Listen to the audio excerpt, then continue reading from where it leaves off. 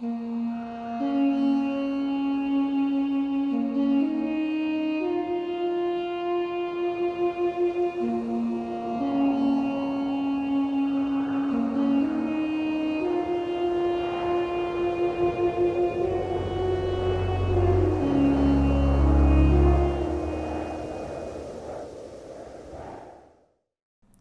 everyone, and welcome to Rime of the Frostmaiden here on Dork Tales. How's everybody doing tonight?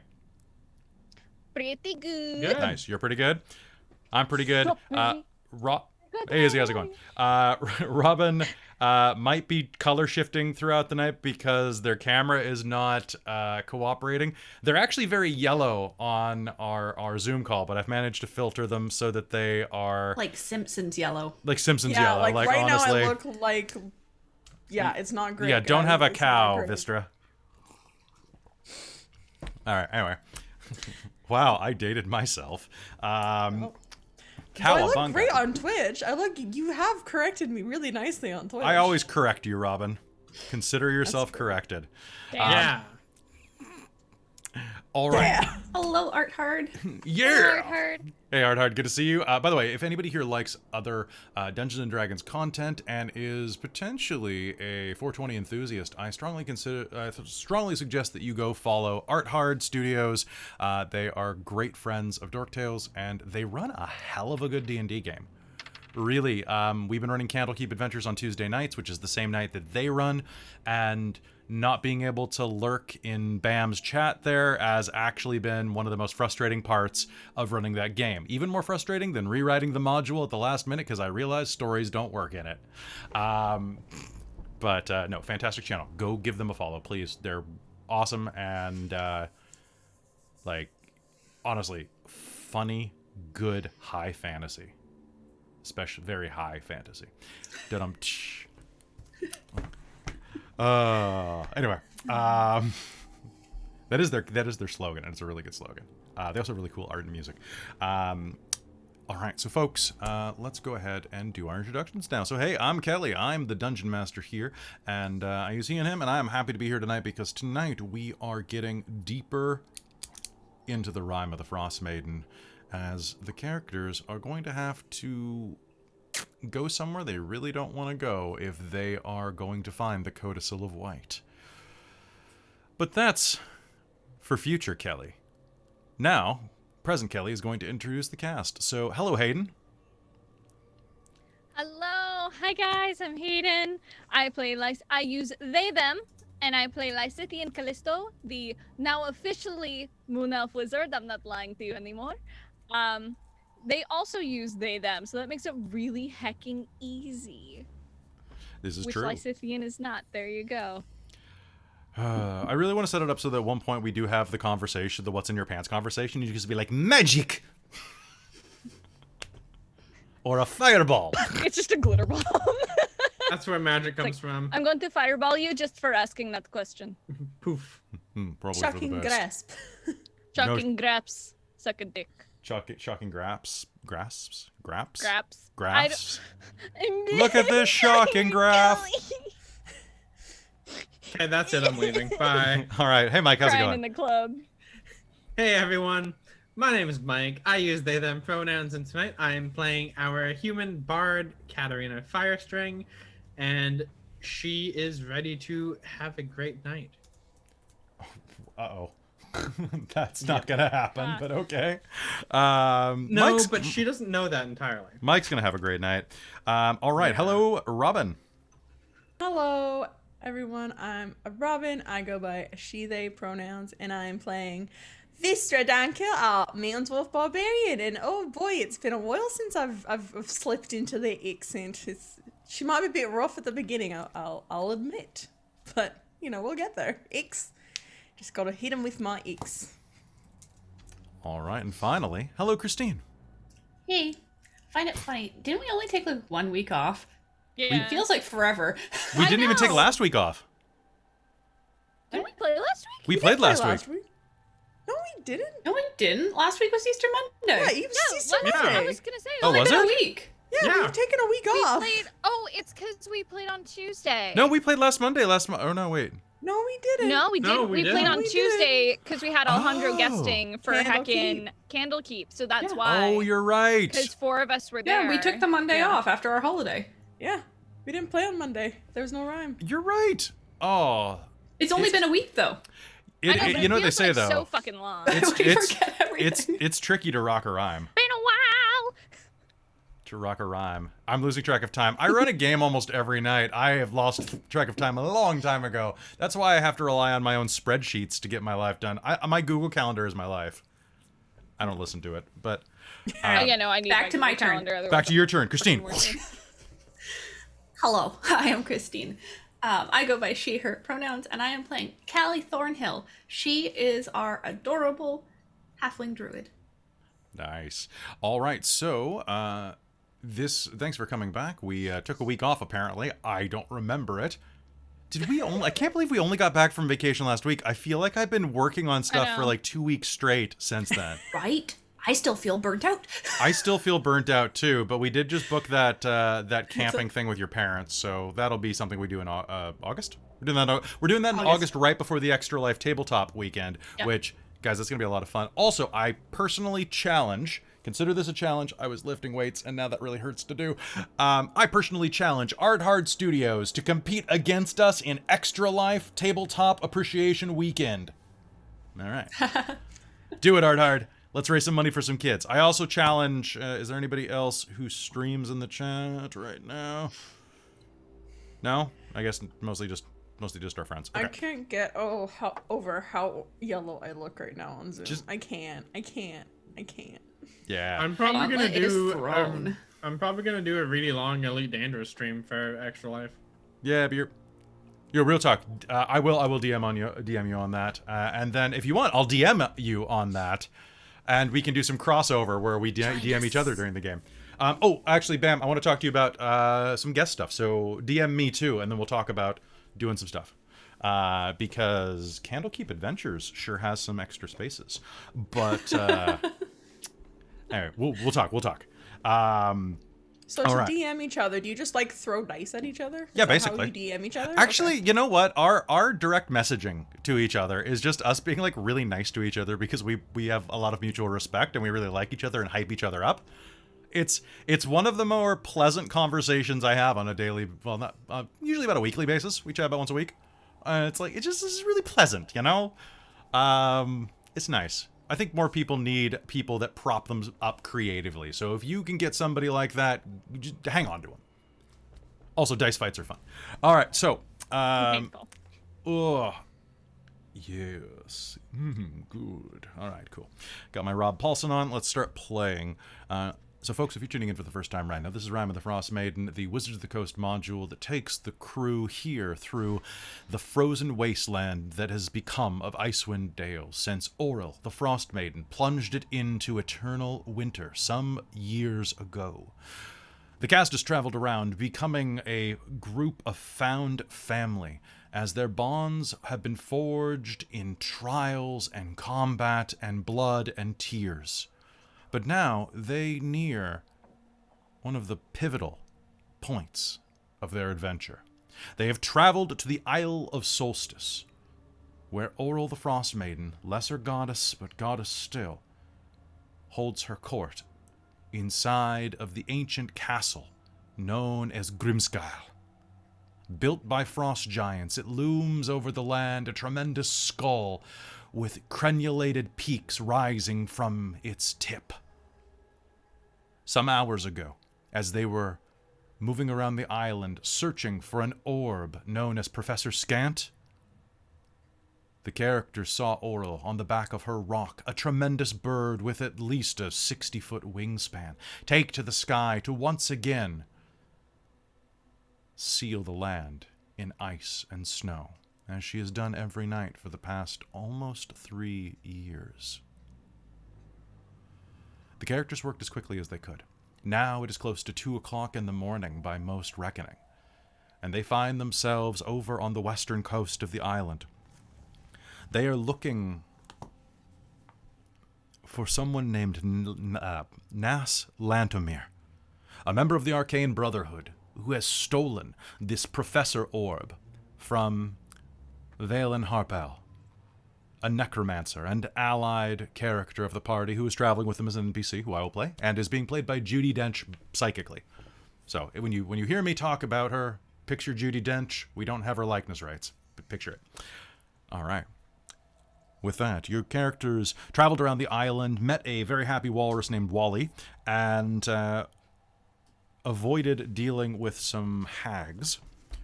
And then at the end, made your way over to the western coast, where you saw a pirate ship, a galleon, crushed against the ice, down in the water,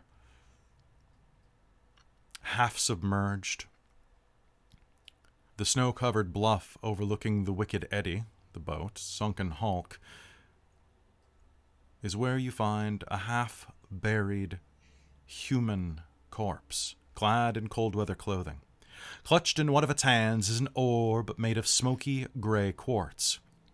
As you approach, a white weasel bursts from the snow and stares at you with its beady black eyes. A voice rings out as you approach. And I'm going to give you a character option here. This is very important. Does the Professor Orb sound like Alan Rickman? Does he sound like a cowboy? Or does he sound kind of like Hal from 2001? Ow. Okay. Are you the Velociraptor in the Jurassic Park 3? It's like, Alan! wake up, Alan! Sorry, you were No, that's all I fucking thought about was a talking Velociraptor. I'm sorry. No, I'm just there's- thinking of that little I'm groundhog. not sorry, but I don't think Hayden has seen the groundhog. Send them that later. I know what you're talking about. I don't think that's My brain Alan. went Jurassic Park with it. All right. But yeah, no, I say Alan Rickman. Go for it. Sorry. So, a white weasel bursts from the snow near the corpse and stares at you with its beady eyes. A voice rings out. Ye gods, I was afraid no one would find us. The sound isn't coming from the weasel, but from the orb itself. A slight hue kind of echoes around its crystalline structure, almost like a light is kind of digitally spinning inside of it, although digitally for you. For your characters, it seems more like the light is reflecting off of it, although above you is no moonlight, just the sullen gray clouds in the darkness. What do? Professor Skant, I presume. You know it's me, Harpel. Yes, I do. Well, joy of joys, party. We seem to have found it. Sorry, him. Thank you. So you are the orb? You're trapped in the orb? What? I'm so confused. My name is Professor Skant. I'm a professor, Orb. I have approximate knowledge of many things. Sorry, I'm getting too into the Alan Rickman, and I'm easing into it. You can hear it getting a little better every line, too. And the potions master. Anyway, sorry. Yes, Lysithian. With your arcana. I was going to say, with my arcane knowledge, would I know what a professor orb is? You can give me an arcana roll right now. Let's find out how much Sure, you I would do love know. to. In the meantime, can I make friends with this little weasel thing? Okay. You can make me an animal handling roll. It's going to be 26. A professor orb is a smooth 5-pound sphere of smoky gray quartz about the size of a grapefruit. You'll see that there are 2 or more pinpricks of silver light coming from deep inside the sphere. What you also know is that the orb is sentient and has the personality of a scholar. It's basically an AI for, our purposes. Regardless of its alignment, it is as smart as the smartest mundane scholar. It reads, speaks, and understands at least 4 languages, and is quite knowledgeable. These orbs have extensive knowledge of 4 narrow academic subjects, usually. Now, oh god, this thing has a charisma of 9. Oh, that's beautiful. Given what Velen has told you about Professor Skant, you imagine that this is probably a Professor Orb that is particularly knowledgeable about Netheril. That ancient civilization of which the city was created. So this is quite the find, actually. This is basically, this orb is a tutor and expert scholar in 4 fields of study. You could not find a better professor than one you can carry in your pocket. Okay. Shit. Callie, what'd you get on... Oh, sorry. Go ahead. No, you go ahead. Callie. 23. 23. How do you try to make friends with the weasel? I'll just hold out my hand with, like, a berry. I think they eat sweet stuff like that, too. Probably. If not, then a piece of fish. He'll come forward and will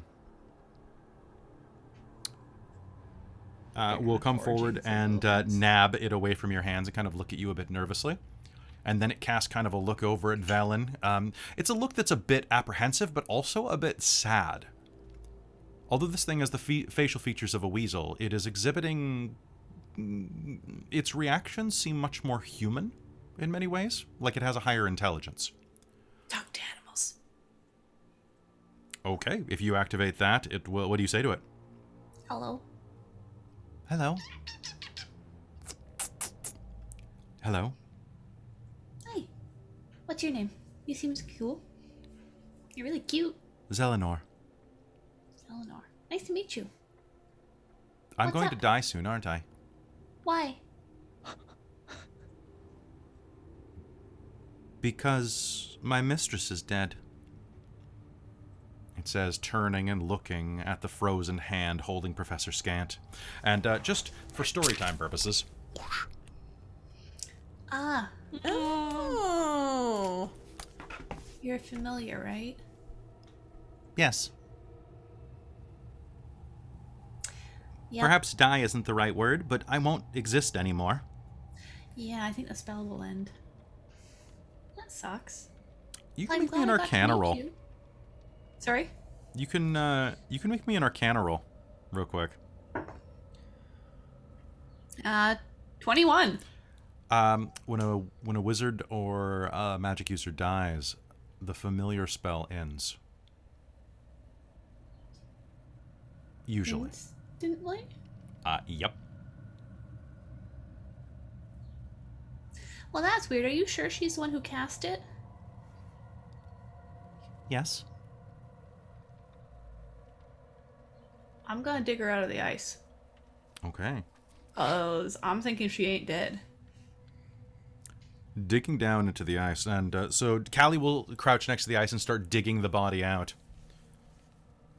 Velen will just watch in the distance, keeping an eye on the weasel. Vistra will give Callie a hand if Yeah, she looks Cat- like she Cat will needs as well. it. Okay. What are you doing, Lysithian? I want to, I'm going to have Tibbs help, like, dig, because it's an Arctic fox, so I'm gonna have Yeah. Tibbs dig down. Okay, sounds and good. just Tell him to do that. And I'm going to, just put a hand on Valen's shoulder and look through Tibbs' eyes while he does this. So that if I see anything, if Tibbs sees anything, I'll see it first. Sounds good. As you are doing that, Velen will mutter in your ear in Elven. That's her familiar. I can't hear anything when I'm looking through Tibbs' eyes. Oh, is it not just one sense? No, it's straight you up. can feel, Oh, and I can speak, but I can't hear anything. I guess you can hear through Tibbs. She could always, I could hear through Tibbs, but I, Lysithian, can't hear Okay. dick. Then, in that case, she will whisper into your ear for a moment and look at you and go, "For God's sake. You are her familiar?" Squeak, squeak, nod, nod. That's Nass's hand, isn't it? Squeak, squeak, nod, nod. How peculiar. It only takes a moment for you to dig Nass Lanamir's corpse out of the snow.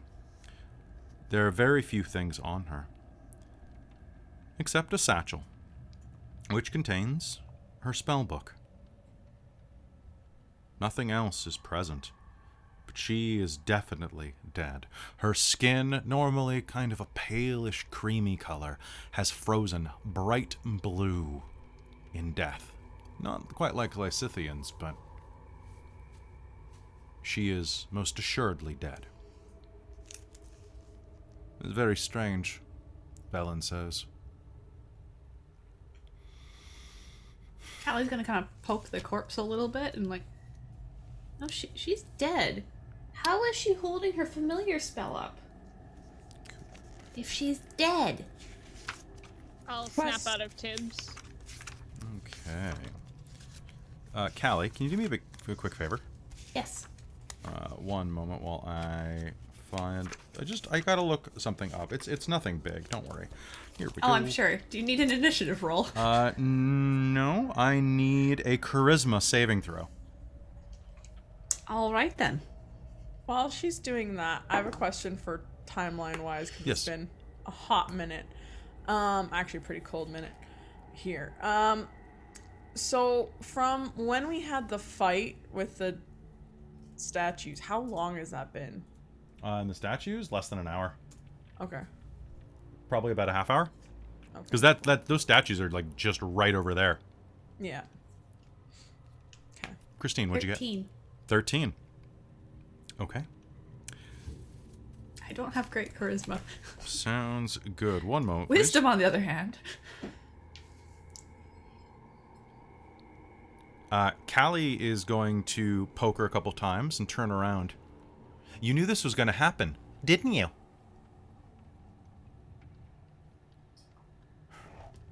You sent her out here to do your dirty work, Valen. It's written all over her. She didn't steal it, did she? Callie says.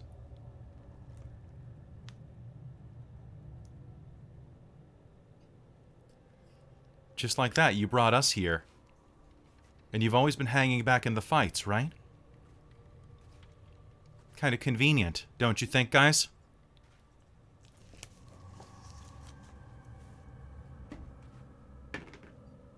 Can I insight check my friend? Yes, you may. Yes, you may indeed. Holy Okay, crap. Callie generally is not confrontational, guys. Yeah, she No, doesn't. She doesn't know you though. It's gonna be 11. Oh yeah, no. Cool. Nat 20. Cool. Which is a total of. Oh crap, where did it go? Here it is. That is a total of 24. 24. Let me just see. I got 16. Okay, 16. That got wild real fast. Yeah. You know what? There's something a little fishy about her, Katerina, but you're not 100% sure. Not 100%. That is definitely fishy. The other two of you are going to feel like a little like Callie's acting weird, but maybe she has a point? I don't know. You're not seeing any like it feels like Callie still looking at her. It feels like Callie suddenly provoked a mood. But I definitely beat each of you by at least 7 points. Holy crap. Wow. Yeah. Callie, well, what not Callie. brought this Yeah, on? that was random, Callie. What's What's going on I'm here? just cold.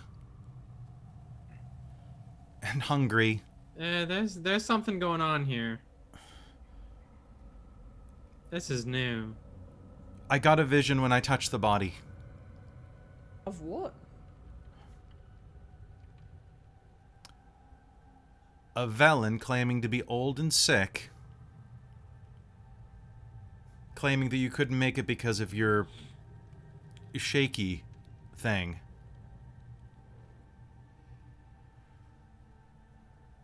And asking me to do it for you.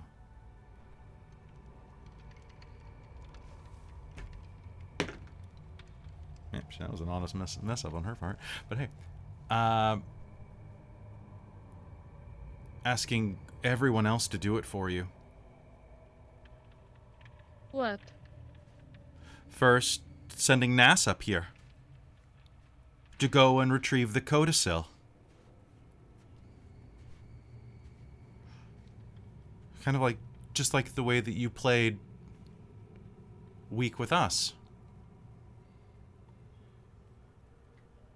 Valen, clarify what your exact relationship with Nas was. Nas And was spare a fellow. no details, please. Nas was a fellow colleague. Nas stole Professor Skant from me.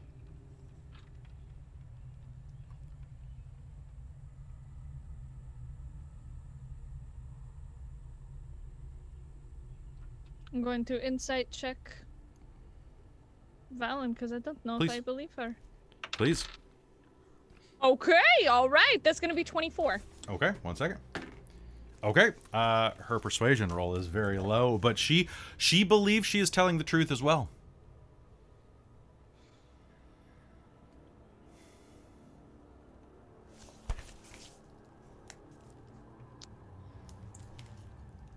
Callie, we've been friends for a very long time. You should be able to trust me. I've known you since I was a little girl. And so were you. There's no reason to what? take this tone with me. What was that, Lysithian? No, it's just like, wait, what? Oh, god damn it, Valen. Oh, god damn it, Callie.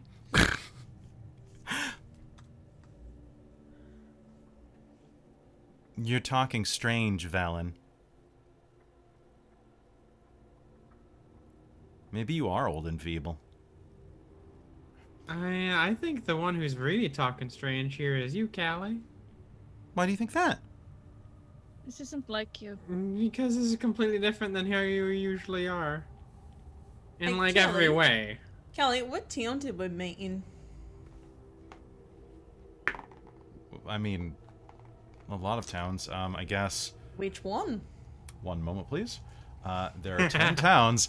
She's got a 1 in 10 chance of getting this. Jesus.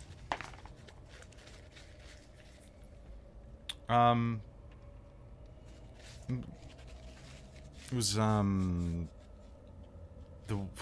thing I remember off the top of my head is Targus.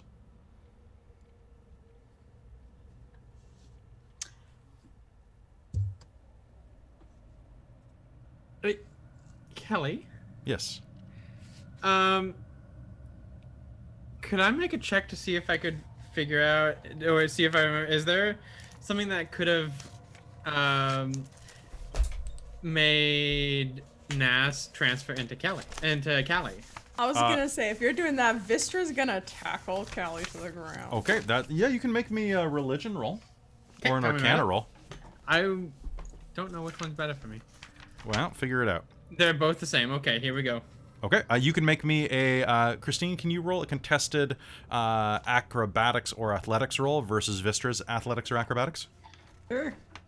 And I got a 17 on that Yeah. arcana. I mean, you probably wouldn't even have needed that necessarily because you literally have seen another ghost do this within the past, like, month.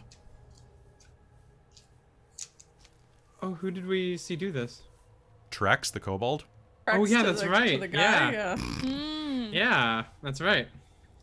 Give me a 22. Just 22? Dean. 15? All right, you're going to tackle Callie to the ground. Hey, let me go! Let me go! What are you doing?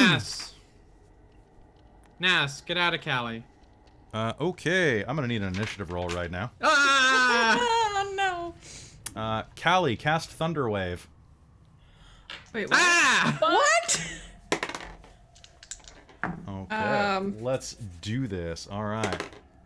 So can she cast her own spells through me? She has her own pool. Jesus. Oh no. Because I was gonna say I don't have that prepared. Nope, but she has your hit points and my spells, so you just do all the rolling for me, and I'll do.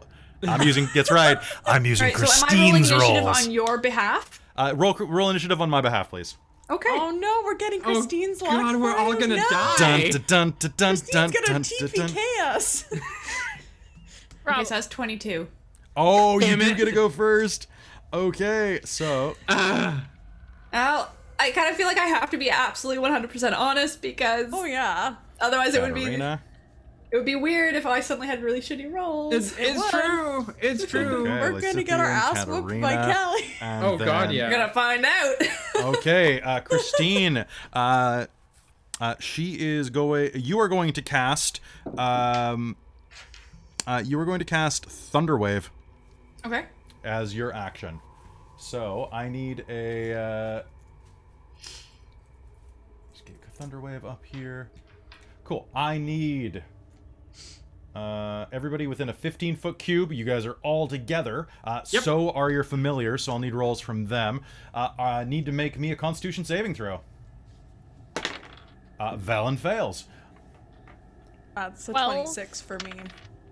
26. And that's gonna be. Hang on, I'm just grabbing my Arctic Fox stats. Totally real cool. quick. Totally cool. Gonna be an 18 from me. An 18 from you. Okay, so that is going to be basically everybody who I need a 14 off of everybody. So, then Christine, roll me 2d8. So do they have to get against my save or their save? Her save. So they have to save against hers.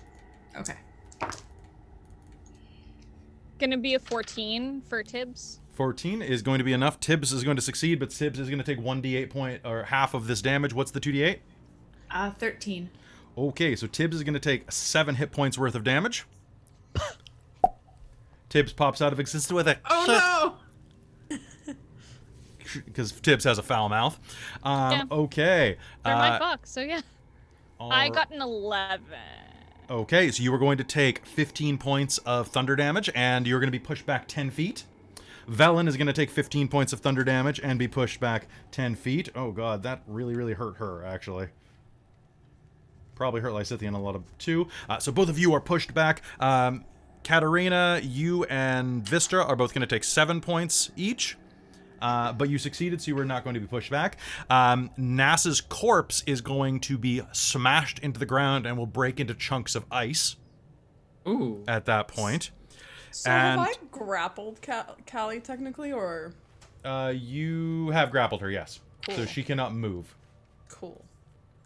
But you are Unsecured. dead center of this thunder wave now. Yup.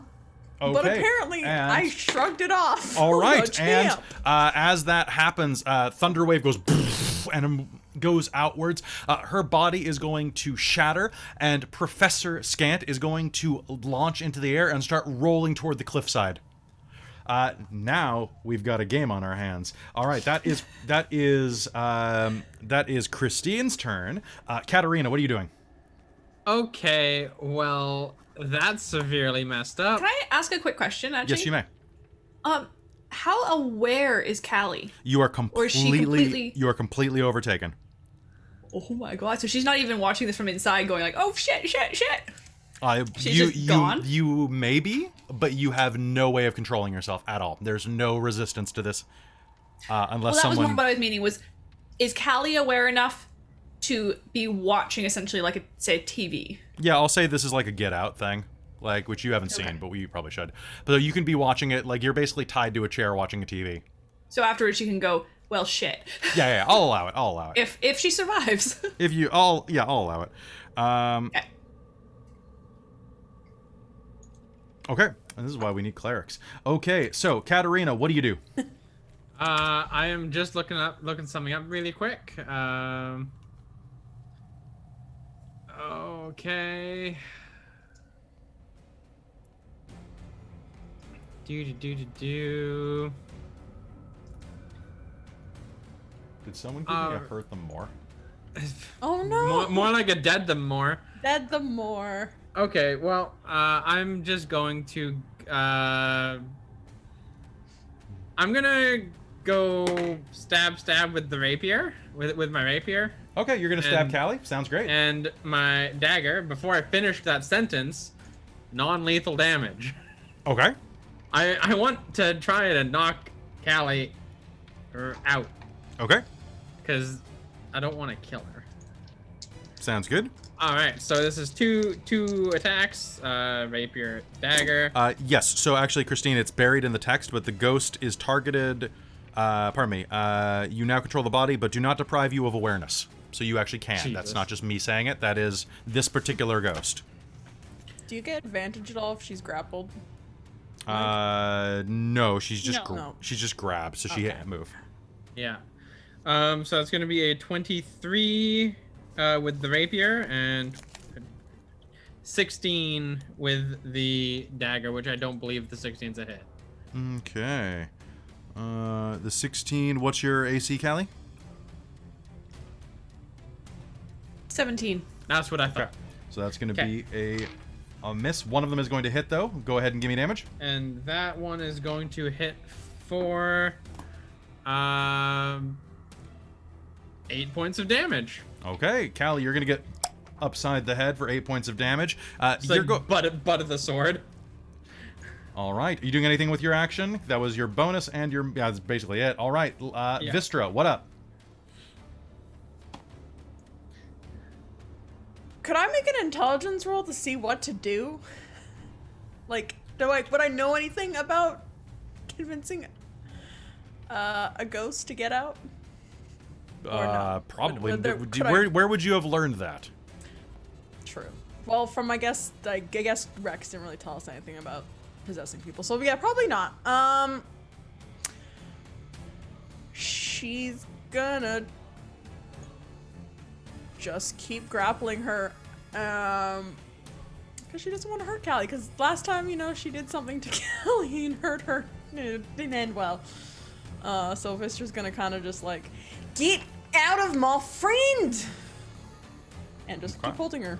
Okay, sounds good. All right, so you're to keep holding her. Strength roll or anything against her? Or... you could make an attack roll to knock her down onto the ground. Sure, I'll do that. Okay, so this is a contested strength and athletics versus strength and athletics or dex and acrobatics. So, Callie, roll to counter. Or what am I rolling? You're rolling not to get knocked down, so strength and athletics or dex and acrobatics. You're using my good dice. Why are you being a poo-poo dice? That's only gonna be a 13. It's only gonna be a 13. 15. 15. All right, you're gonna try to push Callie to the ground, but you're not going to be able to. Do you want to do anything with your bonus action besides just keep holding the grapple? Frick it. Yeah, I'll rage.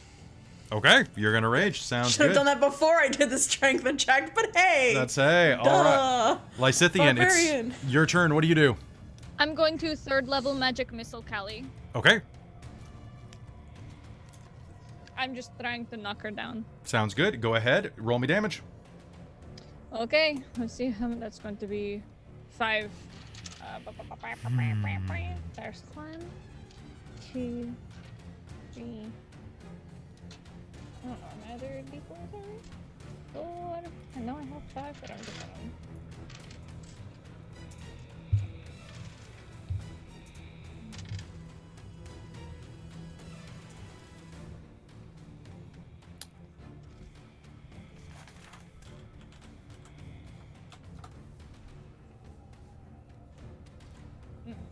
Sorry. That's okay. Just... 2. Also, it looks like it was a determination not to hurt them more that was redeemed. Cool. Just keep me abreast in the chat. Yeah. Cool. The lyrics, I don't think specified who it is for. Well, we'll see. Yeah. It's gonna be 17 points of damage. 17 points of damage to Callie. Whoop, whoop, whoop. Wait. Whoop. Yeah. Is it 3 or 4 or 5 that hit her? 5. Whoop. Sorry, that last one was slow, but it made it there eventually. It was spin around and All right, that's going to strike. Do you do anything else? That's all I can do. So. Okay.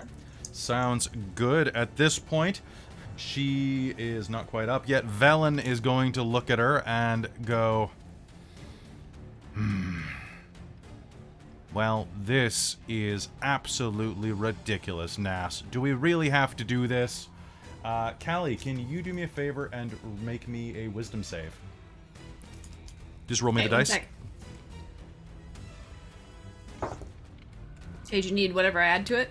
So just tell me what you rolled. 17. 17, all right. She is going to target her with a spell that Lysithian you will recognize immediately as Tasha's Hideous Laughter. And it's just going... Callie will look up and go, that was pathetic. Professor Skant is going to continue to roll toward the cliff. And, you know, Velen's going to take her movement to start moving toward him before he plunges over and potentially is destroyed by the rocks. You think that he's got about, 10 more feet of rolling through the snow before he'll be over the edge, and that's about his speed right now. How far away is he from that? From, about, like, our fight? He's about 10 feet behind you and about 10 feet from the cliff. Oh, okay. All right, top of the round with Nas. Nas is gonna spend... let's see what I can do. Cool. I need everybody to make me another con save. If you are still inside of this area, and you know what? Okay. It's gonna be 22. 20. Dirty 20? 22. 22, Katerina? I don't think I'm in this area anymore. 9.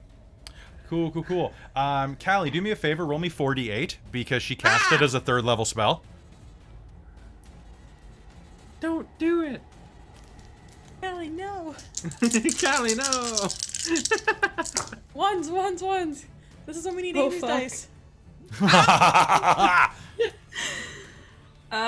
26. 26. Okay, so Ow. 2 Vel- 6s and 2 7s. Oh! Okay, so Velen's gonna take half damage. So everybody's gonna take 13 points of damage.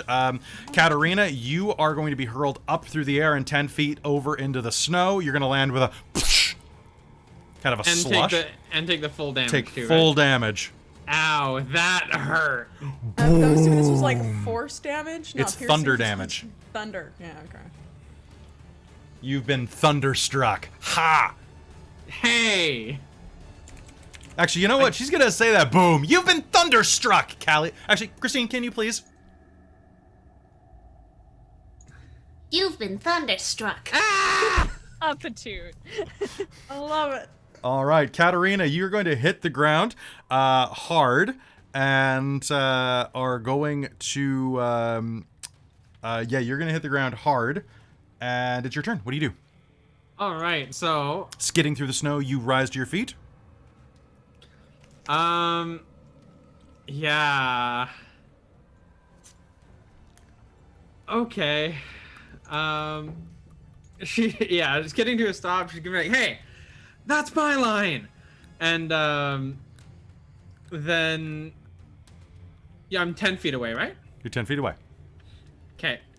So I would like to make you make me a wisdom save. Counterspell. Please. Ah! God damn it.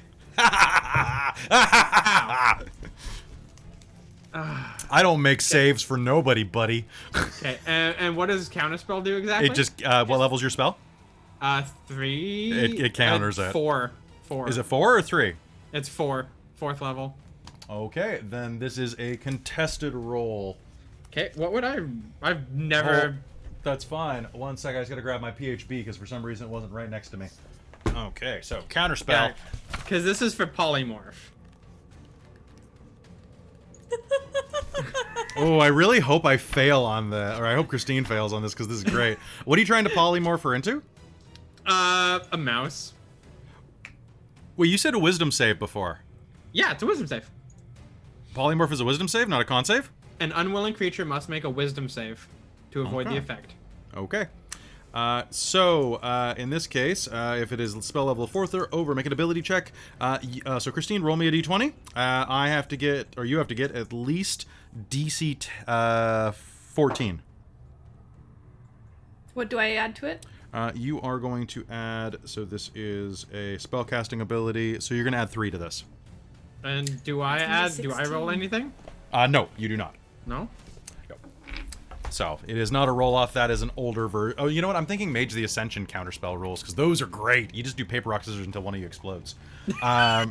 So true. In the LARP, at least. True, if Lysithian has counterspell prepped, you can counterspell the counterspell. I double-checked that. No! And Velen doesn't have counterspell. Although that means... Otherwise I would. Oh, that's fair. Okay. Alright, so you are going to summon down Polymorph, and she's gonna go... Christine? Thank you. I appreciate it. And let's go. It's gonna just fizzle. Unless, of course, do you have counterspell? No. Oh, see, this is the problem. Alright, and are you doing anything else? That was your action. Do you have a bonus action? Yeah, I do.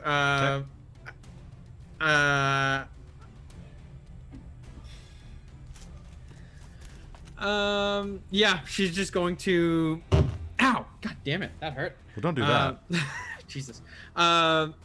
Yeah, she's gonna turn to Vistra, and she's like, Vistra, can you please just knock her out already? Please? And she's gonna take a D8 for that. And then how far is Professor Skant from me? 30 feet at this point. 30 feet? So Yep. Can I run over to him and you can run over to him, and I want you to make me a Dex and Athletics roll to dive and catch the ball. Okay, coming right up. Because it is really trekking on this snow. Fair enough. How does a Dex Athletics? That's going to be a 21. A 21.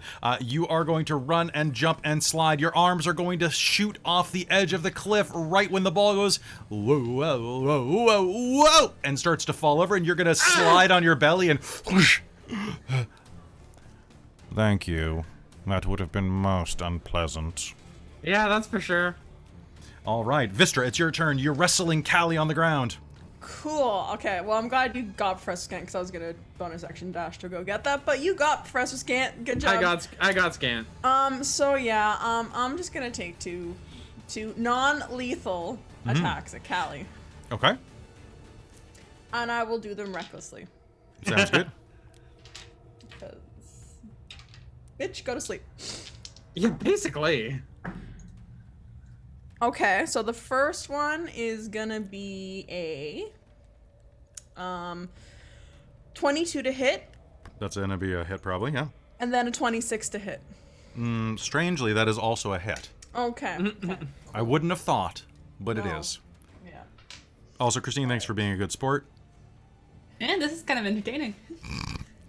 Wailing on Callie. Also, I'm letting you Shit roll out of because you. it's just great. Yeah, I you're turn right. the is kinda party's funny. greatest strength against them. One Yeah, of them is a basically. 1. Yeah, okay. So... Oh, I should have +5. I keep forgetting I have great weapon master. I keep forgetting I have a feat.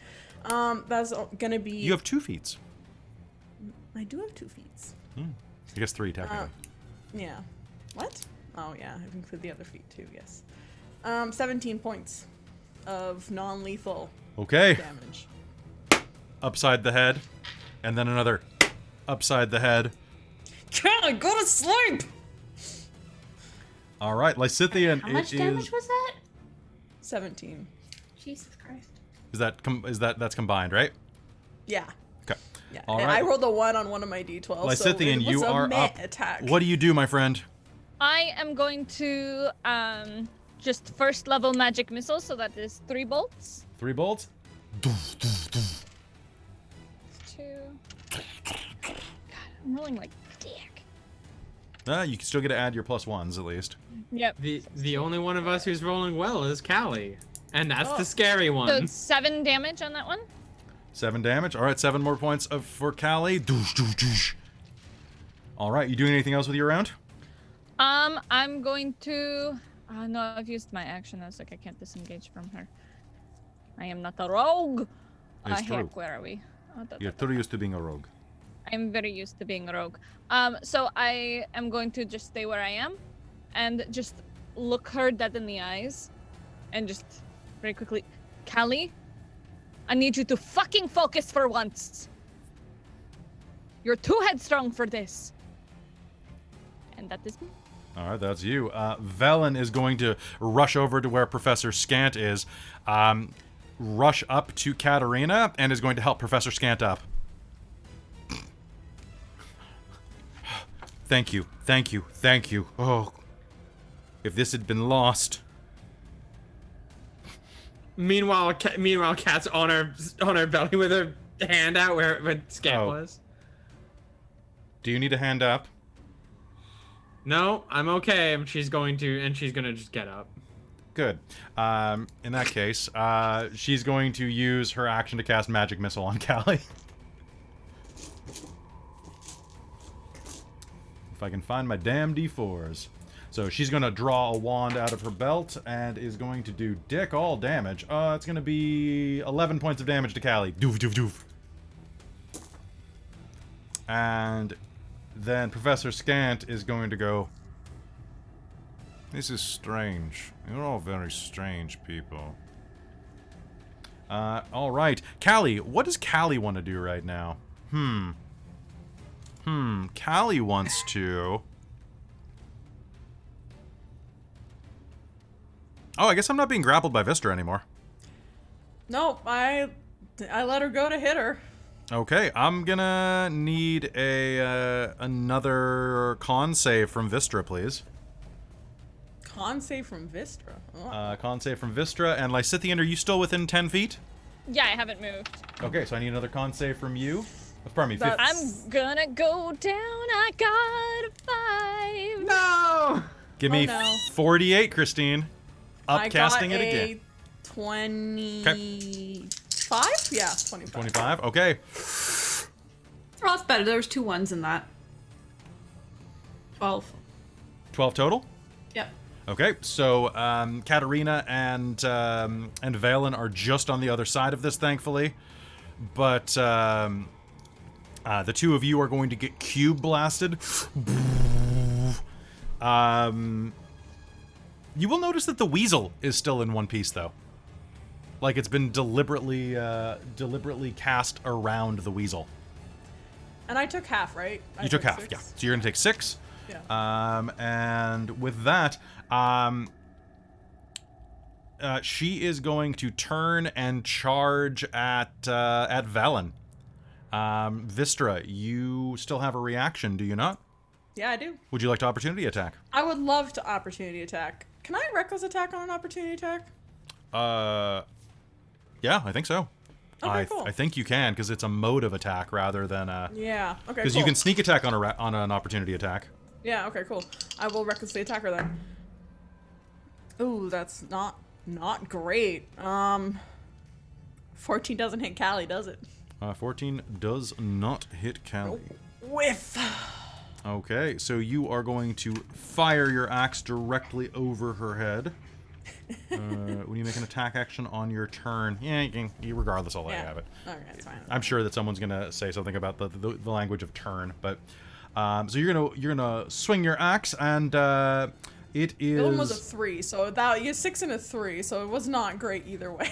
Was not great either way. All right, so Lysithian has been shot about 10 feet off to the side, and she turns and runs. You whiff with your axe. It is Katerina's turn. Katerina, Callie is rushing at you at full halfling speed. All right. You know what? Actually, she's Can rushing I- Valen, but yeah. Can I laser pistol non-lethally? Is that a thing? No, not even a I little didn't bit. think so. But I can crossbow non-lethally at her, right? No. Technically, according to the rules, yes. Okay, well, if it's technically, then it's no knees. fun. No, you know, I think you can aim for the non-lethal portions. That's fair. I'm gonna say no to anything that deals radiant damage, though. Yeah, I'm gonna say that's what I was thinking. unless it has a stun setting, right? And that it Yeah. doesn't. That's broken. Set Is it faces. melee attacks only? Is it? Cannot really. Oh. Cool. In that case, I'll double check that real quick. okay. I do have a backup thing anyways. so- Please. I'm curious about that. Because I've allowed you to do Xeno but he's like, you know, he's a Gloomstalker at level 11. He can do all sorts of Yeah, stuff that he- breaks the rules. He does a lot of crazy things. So what was your option? So I was either going to shoot with the bow or tackle. Okay. So just once you know the rules there and make a decision. Knocking a creature out. Oh, it says sometimes you do not. So basically non-lethal doesn't exist, but what you choose to do is like if this drops them to 0, they're knocked out rather than dead, and it actually does say a melee attack. So yeah. All right, looks like I'm charging Callie. Yes, Snarpo, you actually are right. So good for you. You But seem yeah, so unsure. With on the note of Xeno doing that, I know we've kind of. Well, he's like Green Arrow, right? He's got like punching gloves and things like punch glove arrows and like. Yeah, like got we've kind bullshit. of we've kind of RP'd it into being like he's got blunted arrows for that specific. Also, that's our homebrew, and our homebrew is more Yeah. fun. It's true. Like not from Alright. the cast. The cast here is fun, but the game, our game's more fun. Oh, yeah, Right? it's- Just I was about to be like, bitch. Bitch, you haven't ridden a camera. giant tunnel worm in this game yet. it's true. I haven't. Come over to our. Yes. You've been in our homebrew before, damn it. You were in Fendalia. You know it's. Yeah, I was like, it's bitch. That's where I started with y'all. you met Goosifer. I did. Okay, so I'm gonna. Can I tackle Callie and punch her in one round? You may not. I'm in. Okay, well I'm gonna try and tackle her then. You may try to And- tackle. and So bring that's her down. strength and athletics versus strength and athletics or dex and acrobatics. Dex and acrobatics. No, strength and athletics for you Oh. because you're tackling. Damn it! Can't I like parkour tackle her or something? Just I can't got a even nat just- 20. Okay, wow. well that's It's acrobatics for me, right? it can be acrobatics or athletics. So I got I would I got prefer acrobatics, 23 on please. that. Okay, there's the nat 20. Is it? Are you fucking kidding me? What? I flung it halfway across my desk, it bounced off my computer, came back, and it was I'm gonna just tackling. Come over there and touch all your just all of you gigantic dogpile all at once. Yeah. Please, Alright. Hayden, Alright, that's after the fine. 28th, For come over you. here. Come at me, bro. I'm sorry, Mike. All right, I'm leaving. I'm gone. Bye, everybody. Bye. Goodbye, everybody. Christine, this is why we don't have Christine as Well, a DM, 'cause we what are would your be so dead. what are your total scores? So that's 23 versus. I got 24 total. Oh, you got 24 as well. Yeah. Okay. Okay, so in I that have an case, 18 dex. well, crap. I guess in this case, does Ty goes to the defender on this? I think what I'll do is Another roll off? I'll do another roll off. Yeah, because this is like when you're grabbing someone, it's like I grab you enough to grab you versus I grab you or I don't be grabbed. So So what are we gonna just do? I'm gonna the do a same roll off. Roll a again? d20, and it's gonna be winner takes all on the d20. No ads. No. 19. 1! Yes! Okay, so you are going to have a couple of moments of like Callie kind of going no, jumping out of the way. You're like, come, just Callie, come. And then she slips a little on the ice. And then I just go. Oh, poof. no! On the hand! Oh yes, on the broken hand. You, yeah, Oh Nass my slips on her God. own hand. She was hoisted by her own petard. So I'm thinking. So she slips on her own hand, and at that point, Kat just like with her hand catches Callie in the chest and just goes poof, and just like and brings her down. Is what I'm thinking. So were you just trying to grapple, or were you trying to knock her down? Because those are two separate maneuvers. Grapple. Okay. Yeah. So basically, you're just gonna grab her. You're like, you're not Okay, going yeah. anywhere, punk.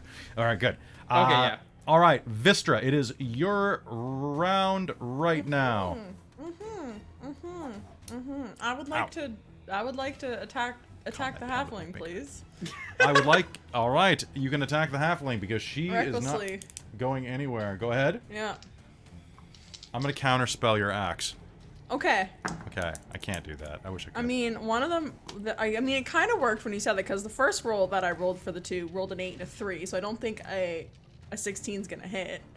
16 And hits? can I put determination on it? Isn't it 16 his your AC, Kelly, or is it 17? No, 17. Can I use my determination, or because I know the outcome of the roll? count. I have not... Yeah, go ahead. Cool. All right, so that will be a 19 to hit for the first Okay. one. All right. Bonk. And then a 23 for the second one. Okay, that's going to be 2 hits. Roll me damage. Sweet. That's a better one. So And you didn't... Did you take -5 plus 10 on these? Shit! No, I didn't. Damn it, Rob! Fuck! Oh, I Yo, hate we're this. bad at this tonight. We're bad at this tonight. You're never Fuck, taking a how 2-week break again. I know, Oh, boy. fucking hell, man. I stopped playing a barbarian for like 2 I don't weeks know and about I you forget. guys, but Callie's on her game right now. Yeah, She it's really missed true. One shot. Yeah. Welcome to the Callie and Nas Chronicles. Jesus. So 14 points for the first hit. Oh, one corpse. And Okay. Okay, and then a 17 for the second one. Max damage on that Okay, how many... second hit. All right. Bonk, bonk. Bonk, bonk, non-lethal. How you doing, Callie? so how much damage was that? Sorry. How much 14 damage and is- 17. So 31.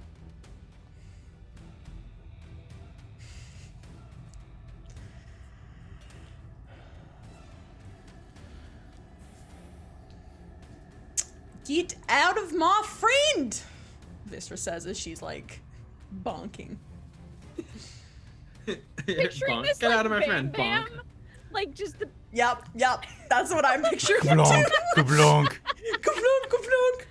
Yep, that's Vistra right now. Except that Yeah, when you... that when- exceeds. All right, That so exceeds my hit points. Callie is going to be... Yes. Callie is going to go and drop down to unconscious, no death saves, because you said you were doing that just to knock out. Yes. That drops her to 0 hit points, and she is going to slump, at which point you're yelling, "Get out of my friend! Get out of my friend!" And suddenly, a humanoid woman in cold weather clothing with glowing blue skin and a pair of spectral sunglasses on the tip of her nose is going to rise out of Callie and go, "Good, it was a little cramped in there anyway." And, Oh, no. Oh, very cool. cool. Yeah. Love it. All right, so she is going to rise out spectrally and is going to start getting spoopy up in here. Lysithian, it is your turn. What do you do? Okay, I'm going to. She's spectral, right? She is spectral. She is a ghost. Okay. Dick. Oh god, they don't have anything. I'm just going to cast mage armor on myself. Okay. And that makes my AC to hecking 16. 16. Is my Okay. AC. I just Sounds wanna let you good. know. Oh, And I'm just going to double check my bonus actions real quick. Give me half When I a reduce moment. a creature to 0 hit points, I make one melee weapon attack as a bonus action for Great Weapon Master. Okay. Give Lysithian 1 second, then you can hop in. Yep. Yeah. Okay. Yeah, no, that's going to be me. It's just going to cast mage armor, and just as I do that, just like with one hand, just casting it, and then just flipping through my spellbook, being like, no, that doesn't work on ghosts. Fuck. A lot of things muttering work to on myself. ghosts. You'd be surprised. No. Okay. So that is fantastic, by the way. So I want you, Vistra, to make me that other attack. Cool. Fucking hell. Does a 13 hit? It hits. Ooh. Yeah. I'm not gonna do damage because it's mad. It's for ghosts, but hey. What kind of damage do you do?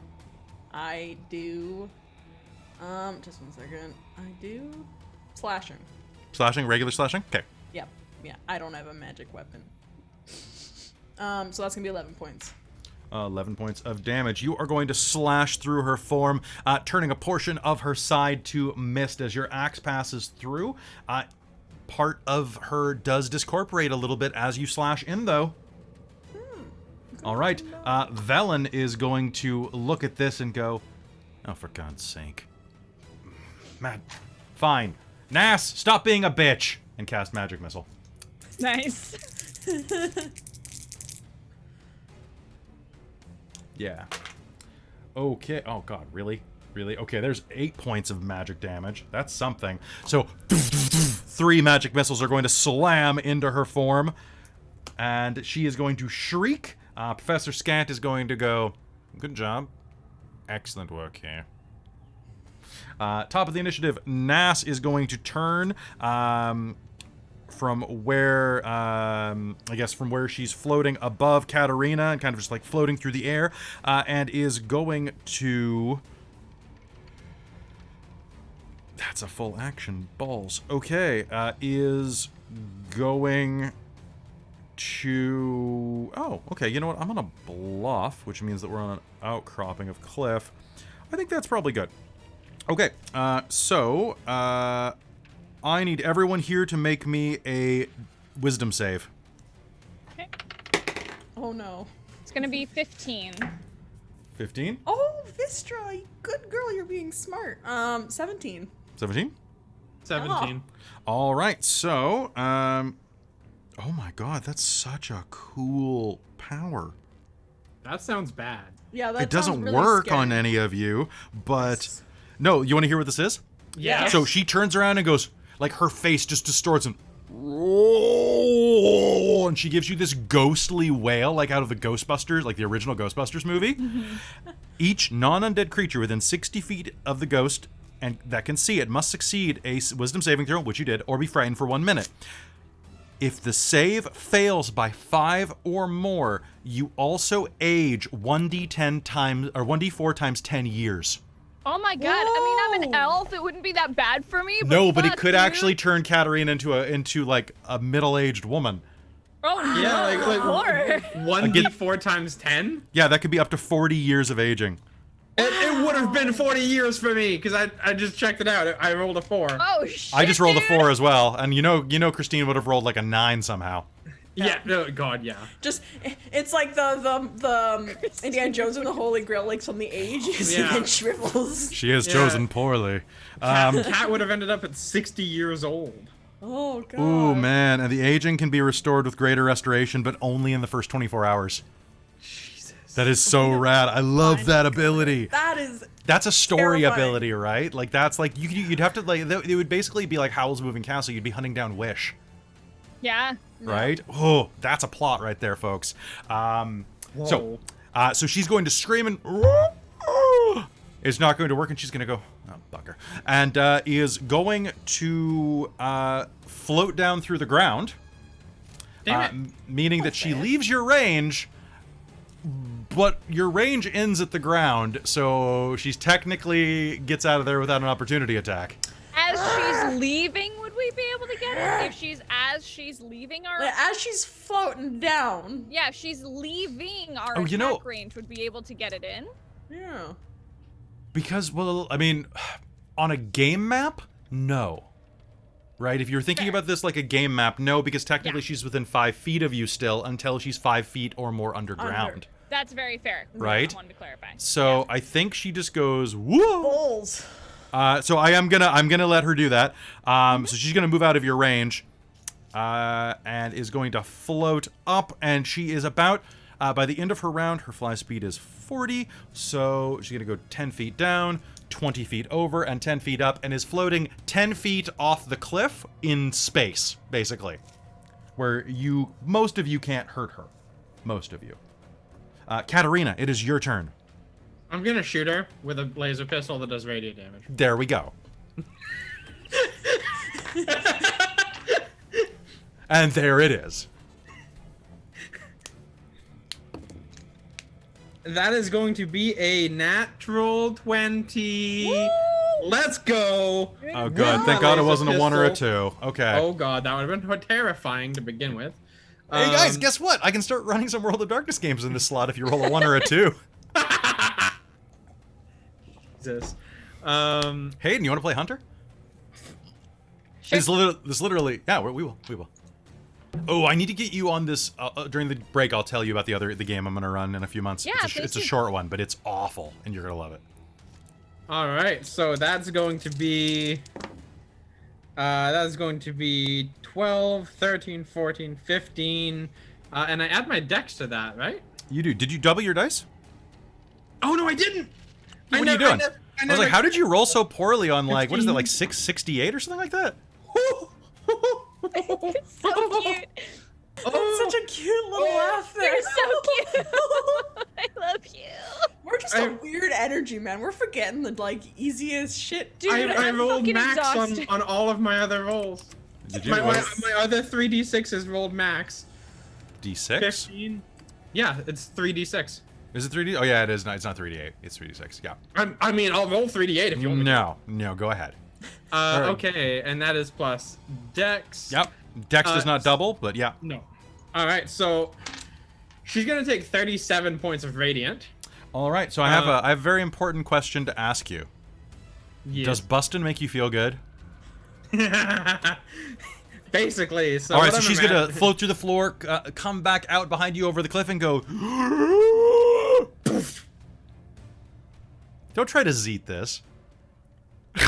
You're just like. No. That was actually not at all what I had in mind. I know I was just joking with you. But so, what do you do? What do you describe this for me? Describe this for me. I want to see this. So I'm thinking as she floats down and Caster's like, shit, ghost. What do I deal with ghost? And as soon as she sees her pop back up, be like, and just draw it, see it and fire it, and the bolt's just gonna go like clean right in the middle of the forehead. And then you'll see like her scream as she begins to go. Yeah. And she all dissolves away from that center mass point. No. That's right, bitch. I said, get out of my friend. I mean, technically, she did get out. I was of about to say she our technically did just get out of each. She did. We're vibing, you and I. Well, that's done. Out of combat now, right, Kelly? Combat has ended. Callie is laying on the floor unconscious. Unconscious. She is going to be a proud recipient of a level 3 cure wounds. Beautiful. Because that seems like a good thing to do. Probably. All right. Wow, that sucks. 4, 5, 6, 7, 8, 9, 10, 11 points of heal. Well, she's awake now. Callie, your eyes are going to go and just like flicker open. Welcome back to the land of the living. Are you Hi. okay? Poke one corpse. And Just you one. get possessed. How you Ugh. feeling there, champ? Did you see all that was happening, or like? Yes. Oh. So that sucked for everybody. I feel Yeah. really Dude. bruised. Where's the corpse? Yeah. Ah, you tried there. to. You hit me with a thunder wave a couple times. We're Lysithian, all gonna hurt. Yes. shall we dissect her spellbook? I was going to suggest dissecting her spellbook, but also, I know you're into undead and stuff like that, but I would rather she not be turned against us again. I'd like to, if it's all right by you, I was going to cast Gentle Repose, and then she can't become an undead. I don't think that works when she's already become an undead. Is she technically an undead with the ghosty The shit? ghost, absolutely, but now we're getting into the ecclesiastical questions of whether or not a single person can be an animated skeleton, animated zombie, and animated ghost. Yeah, I don't know if... Oh, shut up, Vistra. I'm having a very interesting conversation. I'll beat the shit out of you. Anyways, Yeah, I love the feel like conversation, it's but their the body, Frostmaiden knows about us. We should probably. She's not like, here at the moment. She's not here at the moment. We have time. Let me finish speaking, please. Fuck. That is correct. The Frostmaiden is not here at the moment. She flew away earlier. I watched. Because Yeah, but she also technically... knows we're here because I touched the dragon statue by. No, she knows we're here, but we're gonna infiltrate her house anyway, so... What to do? I was Oh. going to say, raising the dead is really only technically raising the body, right? Her spirit would be gone anyway. I just want to make sure she can't be turned into a zombie and come after us. It would take me about 10 minutes, but if not, we just bury her in the snow and hope for the best. Or we can push her over the cliff and save ourselves Or some we time. can push her over the cliff, that's fine too. She was an absolute jerk in life. At the same point, perhaps let's bury her and consecrate it. Yeah. It's the correct thing to do. All right. I will cast Gentle Repose on her. Okay. Take me about 10 minutes to Okay. ritual cast that. And it won't take long to kind of dig a little bit into the snow enough that you can bury the body. In the meanwhile, Velen will go and quickly check her book and say, let's see. Well, since you're doing all of the work with this, I'll give you first choice. Clairvoyance, Cloud of Daggers, counterspell, of course. Detect Magic, Detect Thoughts, Find Familiar, Melf's Acid Arrow, Tensor's Floating Disc, and, of course, Thunderwave, which we got a wonderful look at. Counterspell, probably, because I currently don't have it in my spellbook. You can also have Tensor's Floating Disc. I already know that one. I already do, too. Oh, do you? Dugger and Blast. You have Find Familiar, and so do I. Speaking of which, you'll see there's an owl circling overhead. Thanks for the warning. Clairvoyance. Do you have Cloud of Daggers? Let me double check. I do not have Cloud of Daggers. I'm just flipping through my book. I have Clairvoyance, Counterspell. Melf's Acid Arrow? Yes, that should be... Yeah, no, that's in here too. Good, I'll take Melf's Acid Arrow.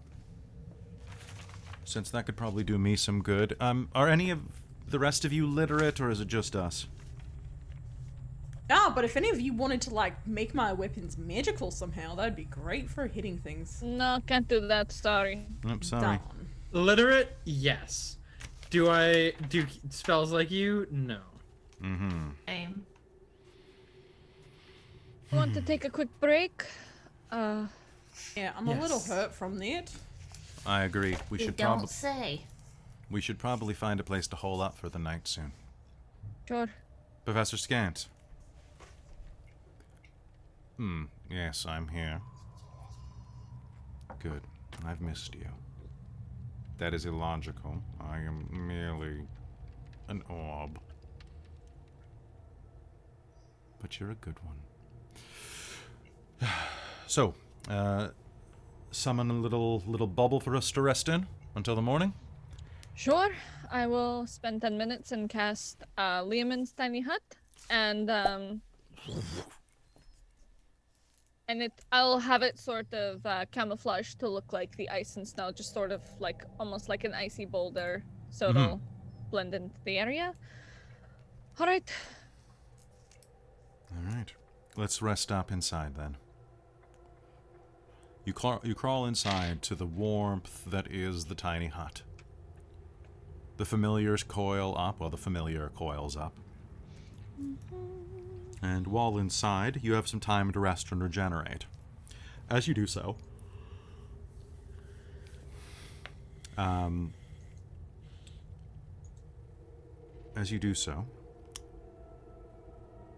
Velen will polish Professor Skant with the side of a lens cloth she keeps in her pocket.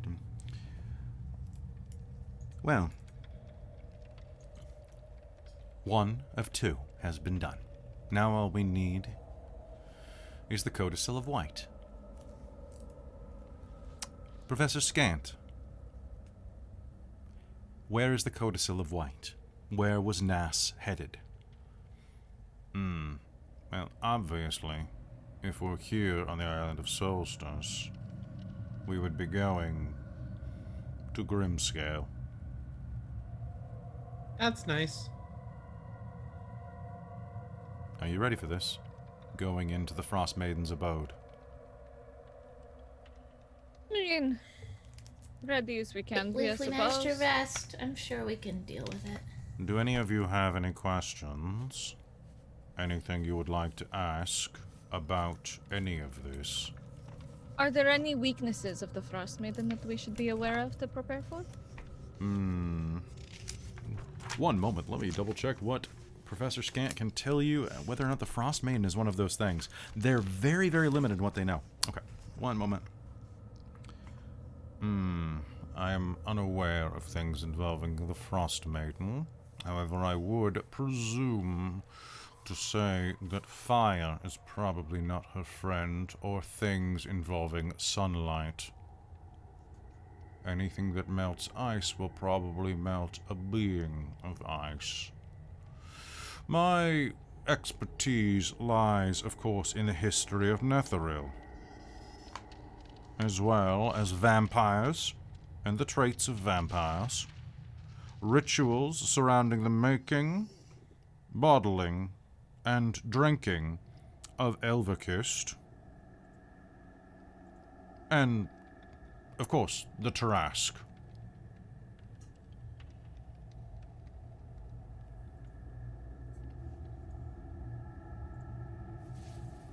I don't know what some of those are. Tell me about the Tarrasque. I've heard rumors about it, but I'd like to hear about it if you can tell me. The Tarrasque is a terrifying and frightening being beyond measure, able of terrifying the gods with its wrath. It is known by many names across many planes of existence. In this realm, it is known, of course, as the Tarrasque. In others, it is known by others. Gojira, Yeomanger, and other sources of great power. It is said that even should you kill the Tarrasque, it should regenerate. And the only way to truly kill it is to wish it to stay dead. Once it is dead. The Netheril, the Netherese, I think it's Netherese, I think that's the thing, I'm gonna go with that for now. The country of Netheril was able to wield its power, and perhaps, according to some legends, had a hand in its creation. It is a being of destruction, on par with many gods.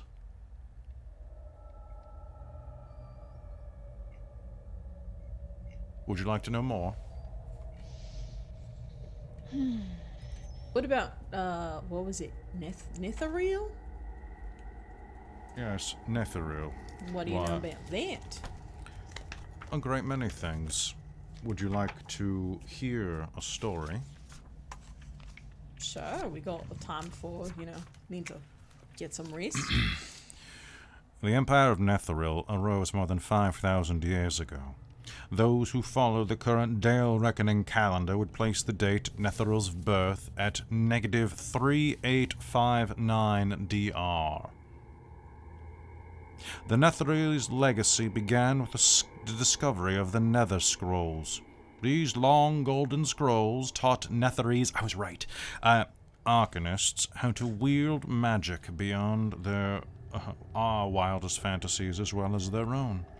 It took centuries, but the Netherese who mastered the power of the Nether Scrolls became the ruling class, living on great flying cities or taking refuge on remote subterranean lairs. Despite their great power, the Netherese faced a growing threat. Under the heart of their empire lived a spell-casting aberration race known as the Faerim. Using their ability to drain magic, the Faerim began to unravel the weave, without which Netheril would collapse into ruin. In 339 DR, 4 years after the fall of Netheril, the Empire's most powerful arcanist, Karsus, attempted to neutralize the Faerim threat by casting a spell of unparalleled power that would enable him to replace Mistril as the god of magic, giving him absolute control over the weave. Mistril countered Karsus at a key moment during the casting of the spell, a feat she could only accomplish by sacrificing herself and tearing the weave. Karsus was slain instantly, and for a time thereafter, most of the creatures of the world were either without magic, or were simply unable to control it. Without great magic to keep them aloft, the remaining flying cities of Netheril crashed to the ground, and many arcanists who survived were driven mad. Once such magic came back into use, Netherese arcanists could no longer cast their mightiest spells as they had before, forcing them to resort to traditional wizardry.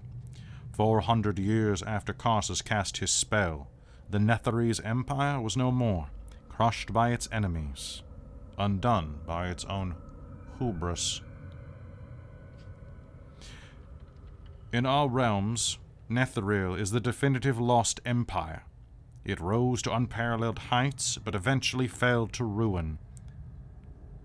If you have ever read a story of a lost empire, imagine what this highly advanced civilization,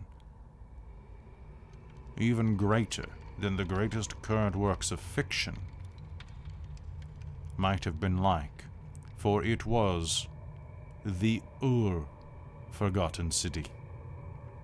The original location of fearsome monsters, bizarre dungeons, and wondrous magic items found across Faerun today. Would you like to know more?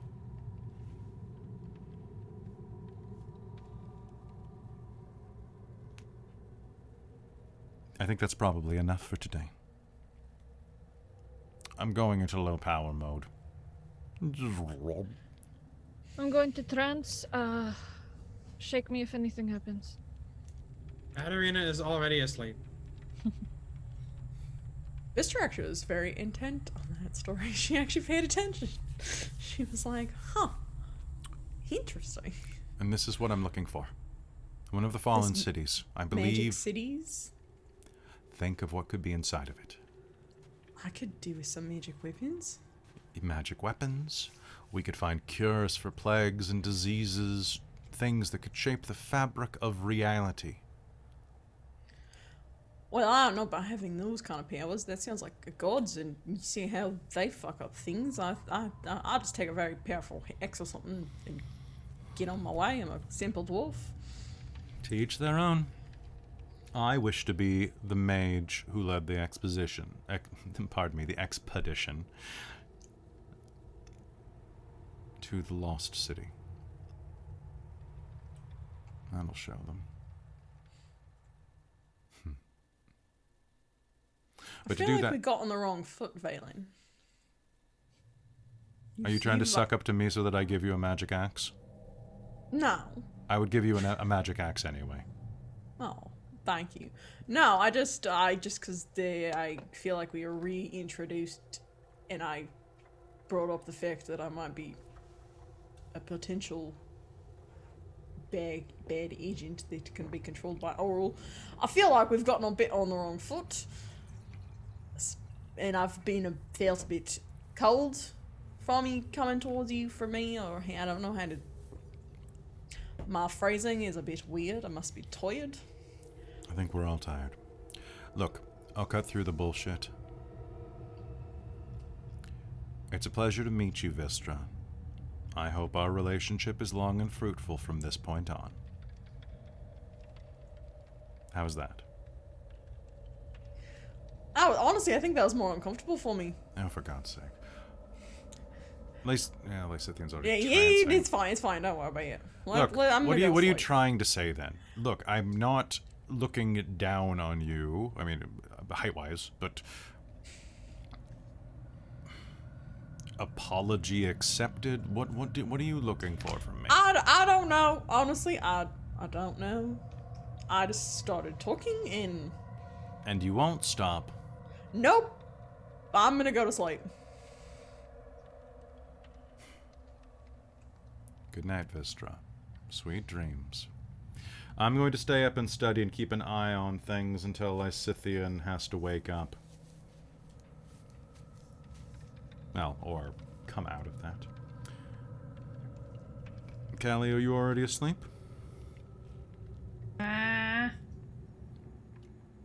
Sleep well, halfling.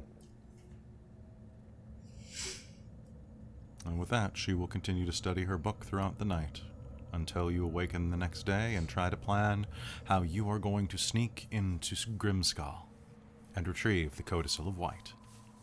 But that's a conversation for when we come back from break.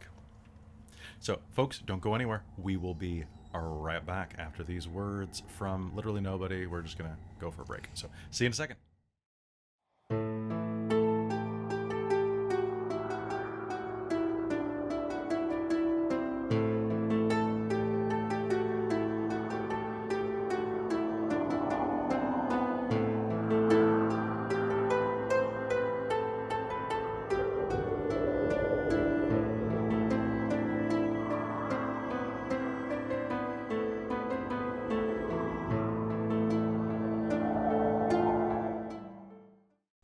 Hello, welcome back. We're here to talk to the chat. And Christine, you're off to the What's up, side. chat? That's because I'm eating crackers and the okay. microphone's on. That's All right, fair. so hey everybody, we're back. Welcome. This is the part where we talk to the chat for about 15 minutes, and then we go back into game. So hey, how's everybody doing tonight? You gonna go try to kill a frost bitch? Going. Maybe. We're gonna go do something. You gonna do something? We're gonna voice Frost bitch. So happy that we're sleeping because I just picked some Right? new spells. I was about to say, Right. hey Tusker, how's it going? Yeah, pick some spells. I just told Christine to take Pass Without a Trace for y'all. Ooh, Smart. I Smart. It's like- took. I'll let you guys know some of what I took. Yeah, what can See, Valen take? I don't have anything I can do for I took the group. I can Counterspell. just take all Yeah. the back. Because for some Yes. reason, my dumbass couldn't fucking see it. Just the way D&D Beyond has it like laid out sometimes. I'm like, brr. I took Locate Object. Oh, that's pretty because good. We're looking for something specific in here, so I thought taking that would be good. What else did I take? I moved a couple things around. There's one that I'm not gonna say. Ooh, that's pretty good. I'll DM you. And then pretty much all my other shit's the same. I have Fireball. I we also don't have have Wall the- of Fire anymore because I took something else that's gonna be a little bit more mechanical for Okay. people. Also, remember we have the 10 temporary hit points every That's true. new dawn of the Oh, new you're game. right. Mm-hmm. Okay, so Thank you I'm for that going reminder. to take You're that instead of welcome. comprehend languages, I think, for the day. And then I'm just gonna go shine my axe while y'all are picking spells. I think that's probably a good idea. Protection for god damn. She had protection from evil and good, she just didn't have it memorized. Oh. Get it memorized. Is that level 1, protection from evil or good? I feel like I that's think level it's. I think it's level 1, but I could be very wrong. I usually am. 1. Anyway, so hey everybody, how's it going? I'm glad everybody's having a good night. Sorcerers, bards, and warlocks just know their spells. I know, right? But it's limited. So I hope everybody's having a good time tonight. Just giving you a quick explanation of some stuff that's happening soon with the channel that's really good. So last night was the last episode of season 2 of Werewolf the Forsaken, The Bitches of Brewery Park. It ended super dramatically with a dead pack member. If you know, minor spoiler if you haven't watched it, maybe you'll tune in to see which pack member died, and a lot of screaming and crying that won at least one character some extra experience, so that was good. Yeah, I'm gonna get rid of Ray of Sickness. I don't need that. And then we also are from good. Okay. Then let's see, what else did we do? We also finished up. What was the other game we finished? Vampire? Oh yeah, Vampire's gone now. So Werewolf and Vampire are both in the Exeter ground. is on its way out. Hexeter has like 2 more games. Thank God. No, it's a good game. I want to start ticking things off my list because I've got the freight train of new games that I'm starting in like May, June, July, August. Oof. And then September for the thing that replaces Rime. Oh God. It's gonna be busy. Yeah, so I think it's really funny though that Christine and Mike both completely zoned out during my exposition dump during game, because I totally dropped lore back reveals inside of our homebrew campaign in the middle of it, and y'all weren't paying attention.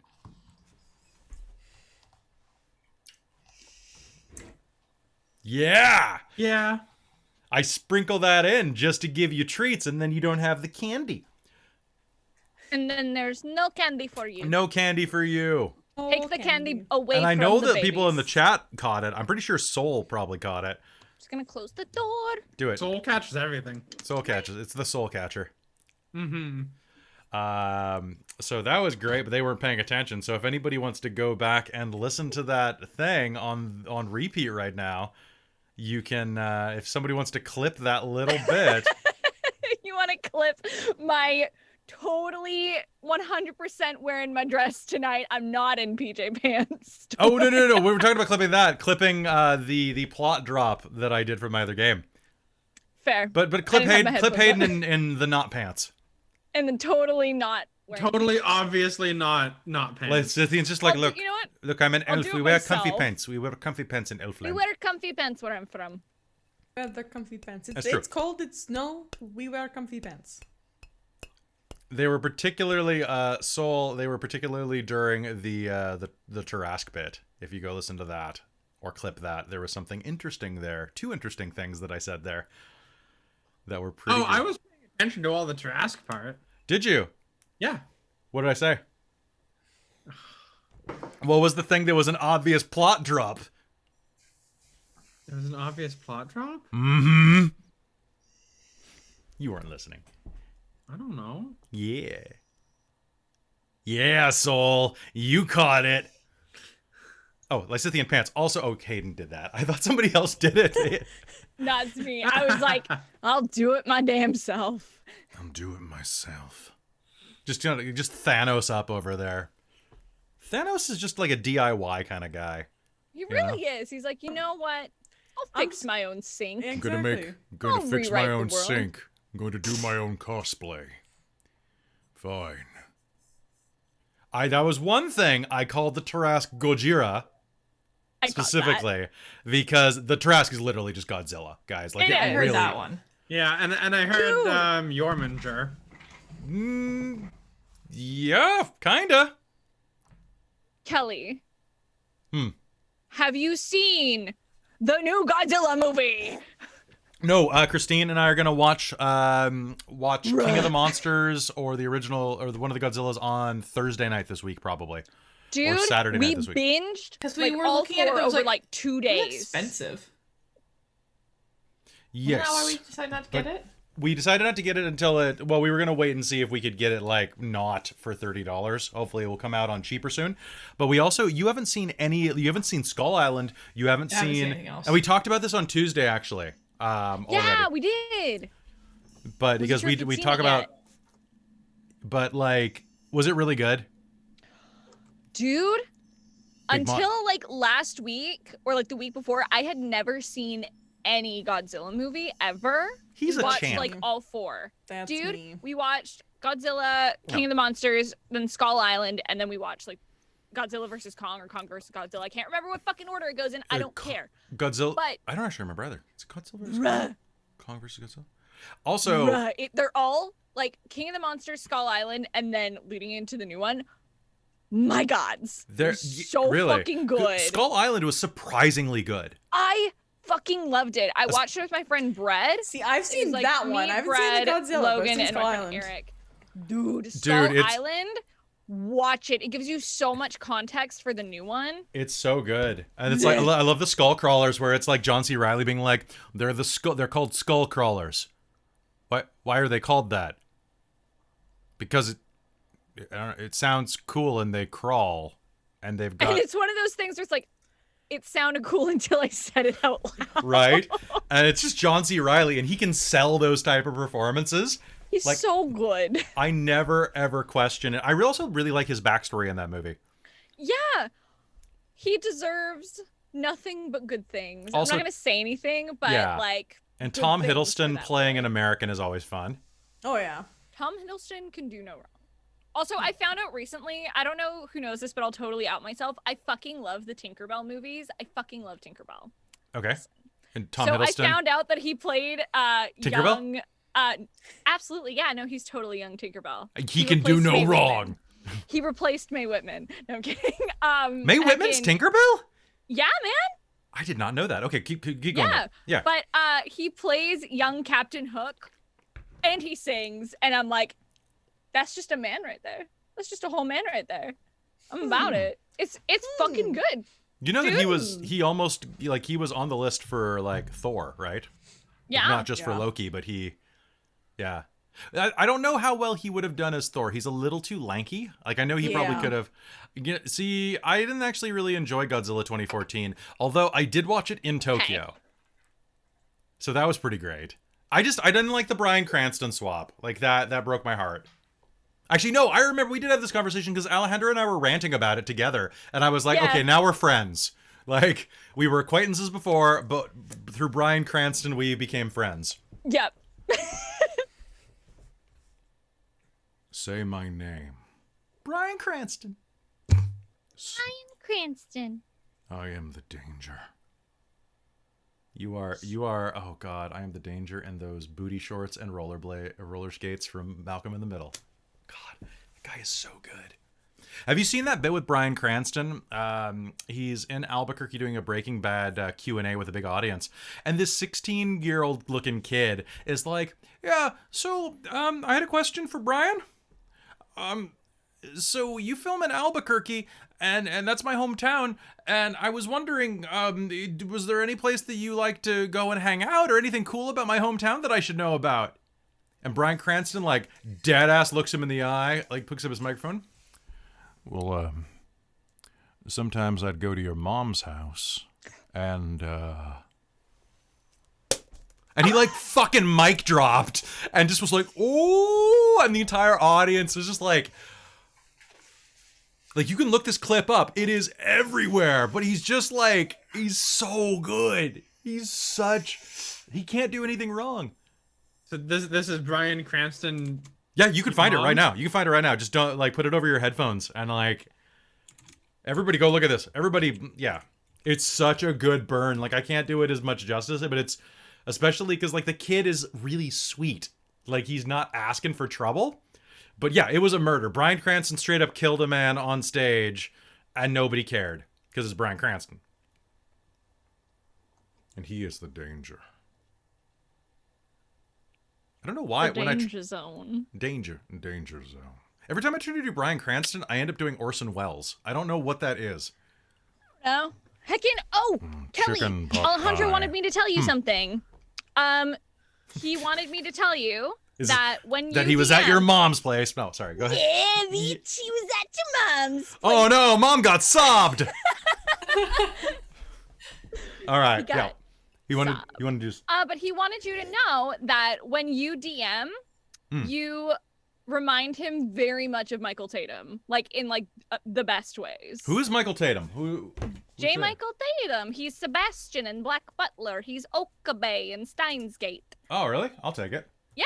No, and like we Damn. Oh my god, we kind of look alike too. Yeah, no, but like when you DM, you just kind of have the same presence that Michael has a lot of the time. Well, thank him very much. Yeah, let him know. He But has I a just real remembered to like tell you. he has a real Travis vibe to him when he plays. Alejandro, oh my god, Yeah, he does. like He thinks really like he was Travis so from Critical Role. worried. Oh no, he was great. Like it was really fantastic. it was really funny because on YouTube some was people awesome. somebody who I know doesn't know who the hell he is commented on his episode and was like, "Oh yeah, you'll fit in here just fine, kid." And I was just like I'm like, that's so sweet. If he comes back, I'm sure he'll be very excited to know. He thinks I'm lying to him when I'm like, no, you're so funny. He's like, nah. Oh, he was I'm garbage hilarious. play. I was Oh like, god, The fact that he turned a whole Thank you, scene Saul. about bird shit. bird shit. It I was want to play in a game with him. I want to see how far we can push each other. Oh Dude. god, the two of you in a game would just be It would. ridiculous. There would be no Chaos plot. crew. It would just be the two of you. Like, But if that's fun, that doesn't matter, right? Oh yeah, it's true. I'll do it for extra life, bitch. I'll do it. Hold me to it. I'll hold you do to it that for one. Extra life. You figure out what game you're playing, and I will play whatever you want me to play. Okay, let me pitch this to you just for a moment, Hayden. You run it for Extra Life. Mm-hmm. Kelly plays, Alejandro plays, and I think Millie Oh needs yeah. to be in that. Oh yeah. Millie I would have to pulls do the anything. shit in on the regular. You This played is with her, true. you know how deadpan she can be. Millie is basically my sister, so like our brains are already fused. And I kind of feel like it should almost just be the three of you with maybe somebody along for the ride just to provide some backup casting or something. Some stunt casting in the background. All I need. I was like, oh, maybe I'll grab Bill. I'm like, no, that's too much chaos even for me. Oh, we could get Bill. I could get Bill, but I'm like, I'll cry. That'll be too much even for me. I'll cry. Oh my god. I would gladly play a backup cast member in that game. Come. That sounds wild. Come hither. Right? I would adore. No, bring the to play a butt. I game need the with Bill. butts. Bring the boo. Bill just seems so cool. Bill is amazeballs. I miss him. I miss Lisa. I miss Alejandro. J. Michael Tatum looks like me crossed with the angry video game nerd. Oh my god, you're right. Like, I miss my really. neighbors. But Yeah. Wow. Holy crap. he's gonna Oh my take you God. back to Wow. the past Oh wow. to run these modules that suck ass. He'd rather be. Also that Bryan Cranston clip. The Bryan Cranston clip is. You can put that in the chat, or you can put that in So the feed. funny. It's on the wiki. What's on the wiki? The Raven Feces comment. Feces Trizel. Okay, so I want to say real quick. I want to do a quick shout out. So Trizelta has a bunch of free time right now, and he offered to go and he's like, hey, can I do anything to help the channel out? And I'm like, we went through a couple of things and finally narrowed down. I'm like, well, the wiki needs a lot of work, because I always forget to update it because I'm busy and I forget.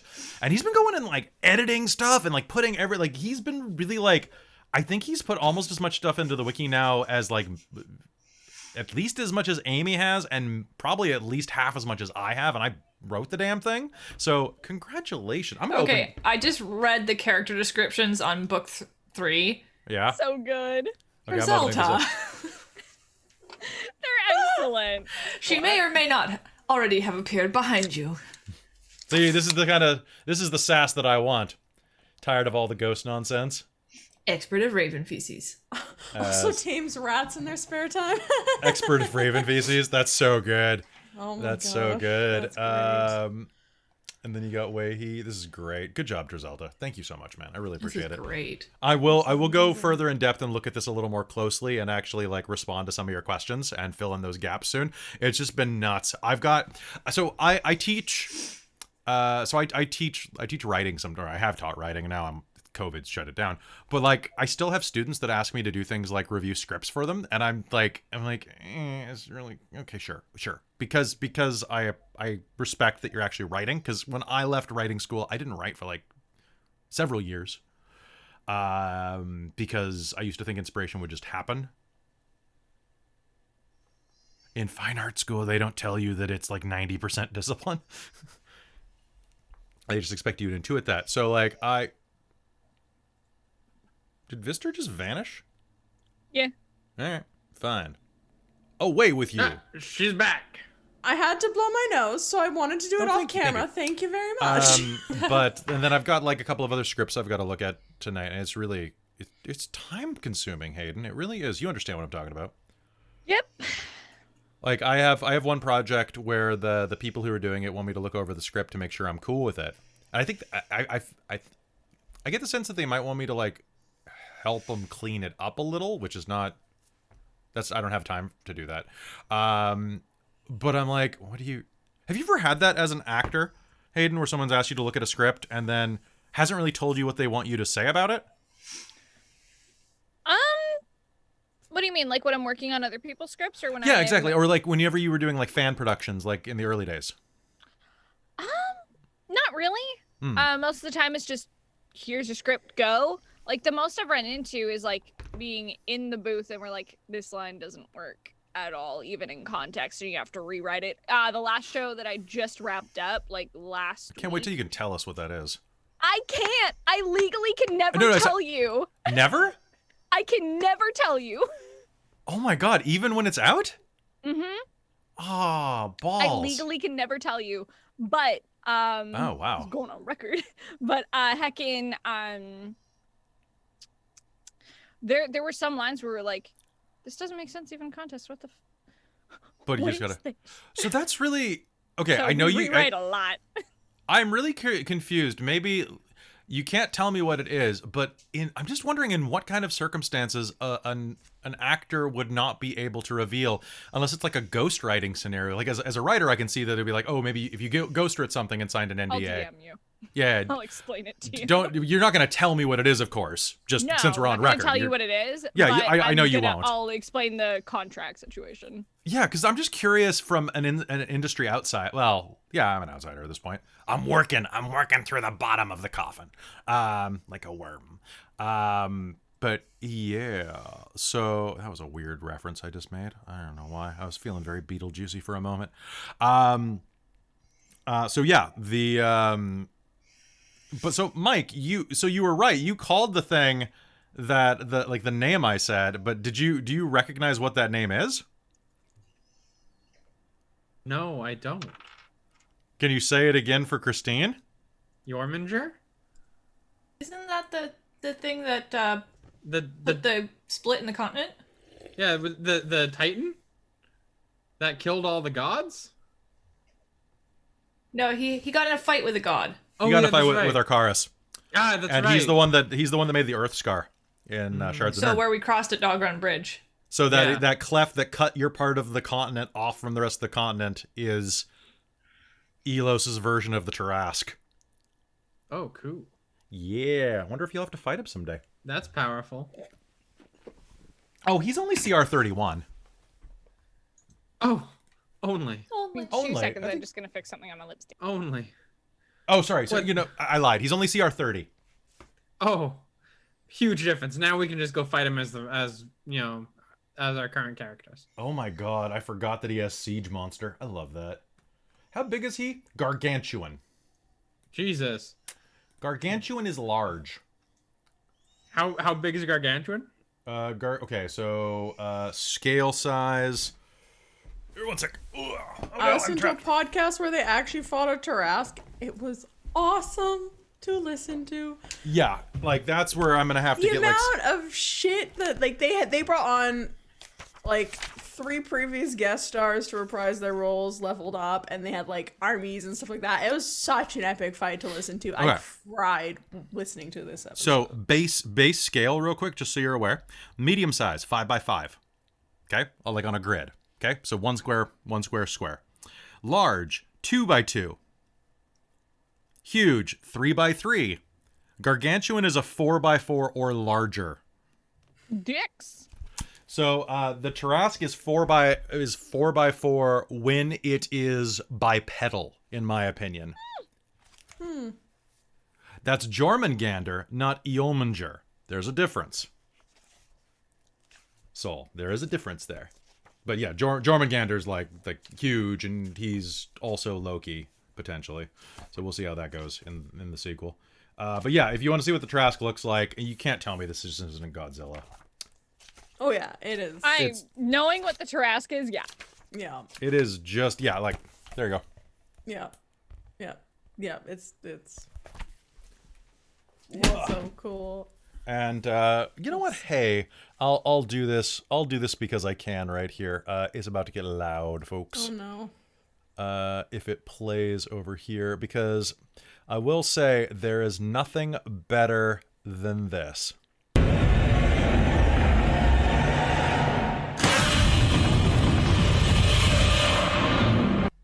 Oh, you're playing it for Twitch. Oh, did it Okay, not play? Okay. No. So it was my test thing. It was the Godzilla scream. The Godzilla roar is so good. So excellent. It's and you know there's only one copy of the original, right? Really? Yeah, there is only one official copy of the original one, and apparently nobody knows how they made it. Like the people who made it are dead, so they have the one master from like the from 1953, right? And 51, 53. For the Godzilla sound? Yep, the original Godzilla sound. There's one master that they have of it, and that's it. Then they don't remember how they made it. Wow. Yeah. Like nobody, like the sound editor, I believe, died. Fact Fiend did a video about it actually, where they talk about like the research behind it, and it's really cool. Everything about Godzilla is cool, like the original Yeah. stuff. It's like sound effects, sound and like just general Foley effects are some of the coolest things in the world. Like the stuff that people do, like breaking celery to break bones, and just like all of the really cool stuff that goes into creating.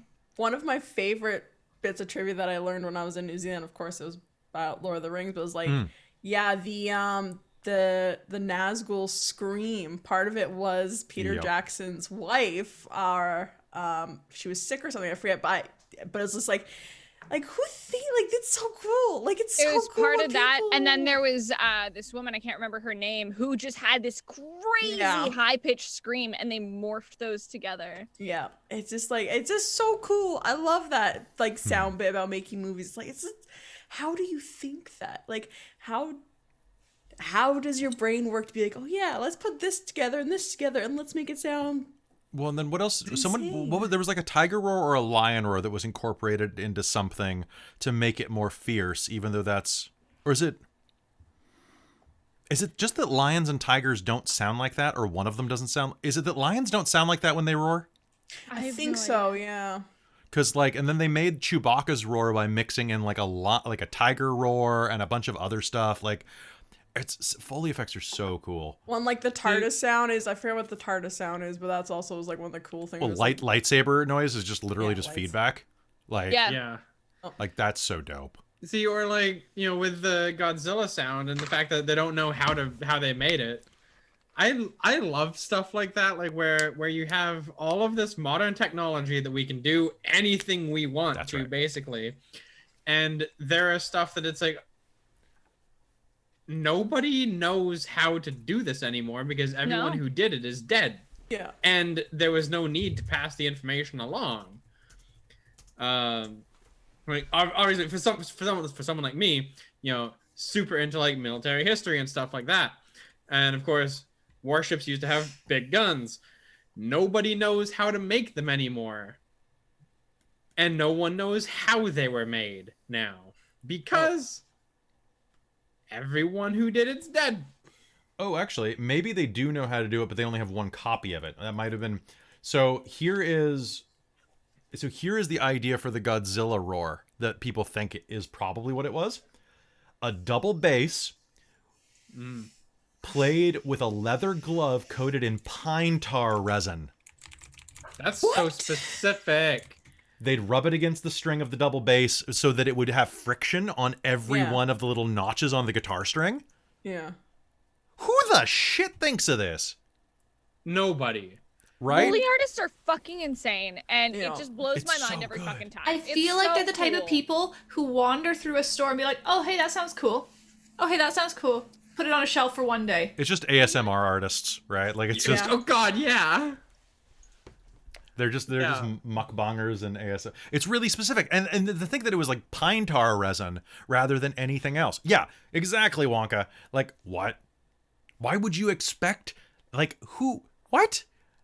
Oh God! Like seriously, if you want to have some fun, go look up like how a Foley artist or sound effect artist makes things on YouTube. And there are a lot of like features where people go through it. It's the same with like costuming and things like that. Because like Christine can go on for hours and has gone on for hours with me about Lord of the Rings special effects.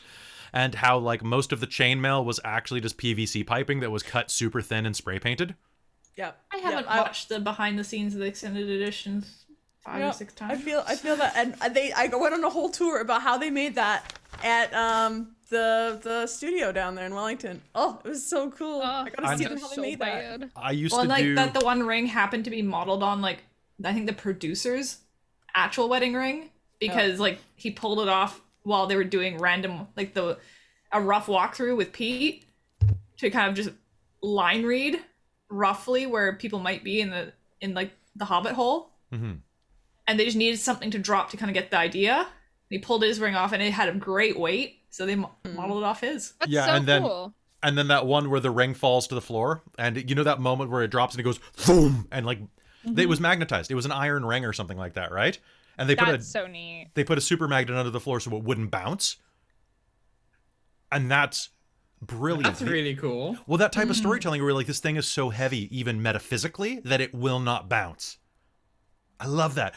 The Ghostbusters, the original Ghostbusters movie is phenomenal for that. I used to watch the special features all the time. It was one of the movies I'd have on in the background when I worked out in high school.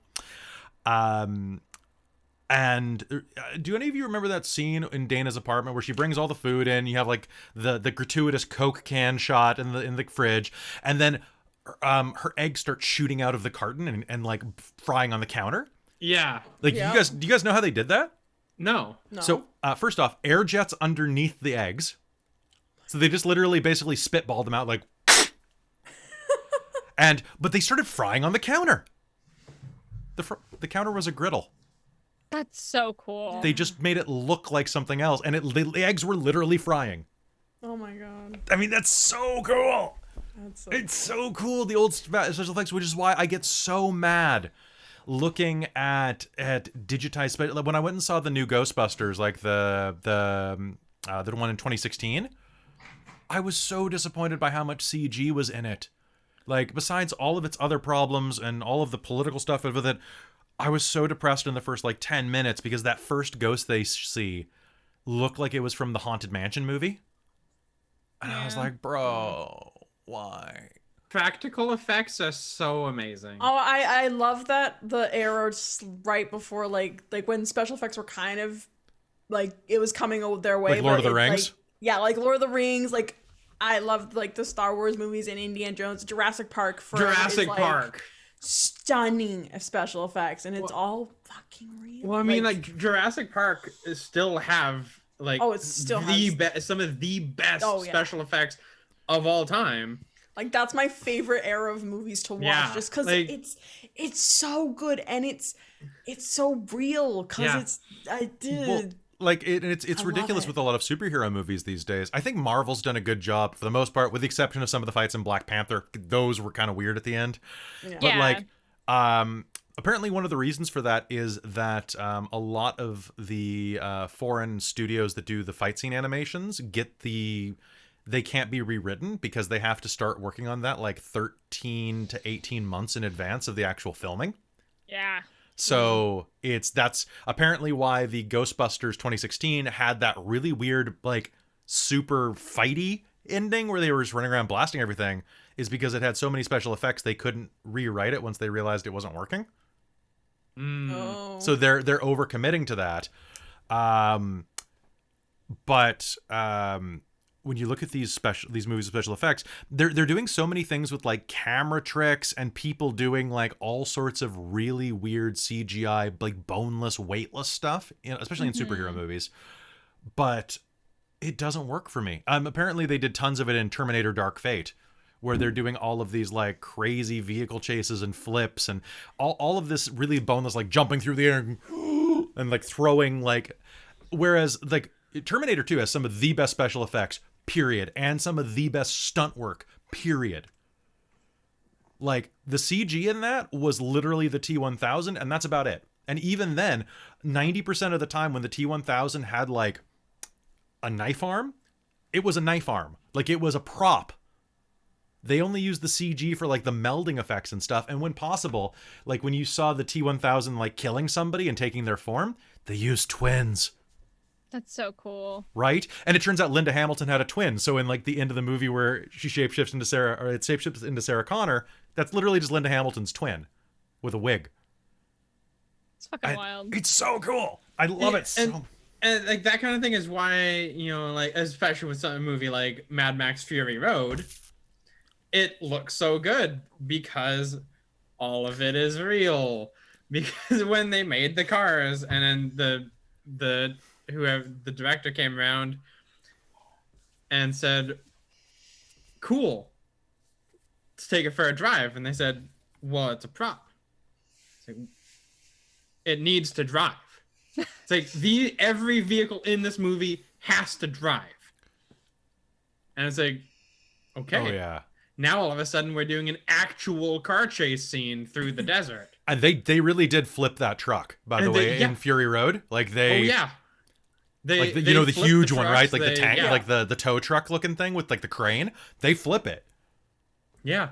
And people are on poles jumping between vehicles. Yeah. It's the only thing that was really CGI'd in that was the big sandstorm. Yeah, well, and the backgrounds. They did exaggerate some of the environment. Yeah. But whatever. That's what CG's for. Yeah. Because It's you not can't always for have the big- locations you need. And with CG and green screening background things, and you can have a safer set because you have more controlled elements. Yeah. Right? I think the way that they did The Mandalorian is That's so the cool. fucking future of how they're gonna do green screen. Explain to the backgrounds chat and how they shit. did the Mandalorian. Then we'll hop back into game in a sec. But I think that's worth I mentioning. cannot remember exactly how they did Okay. it. I don't know how to fucking describe So, it.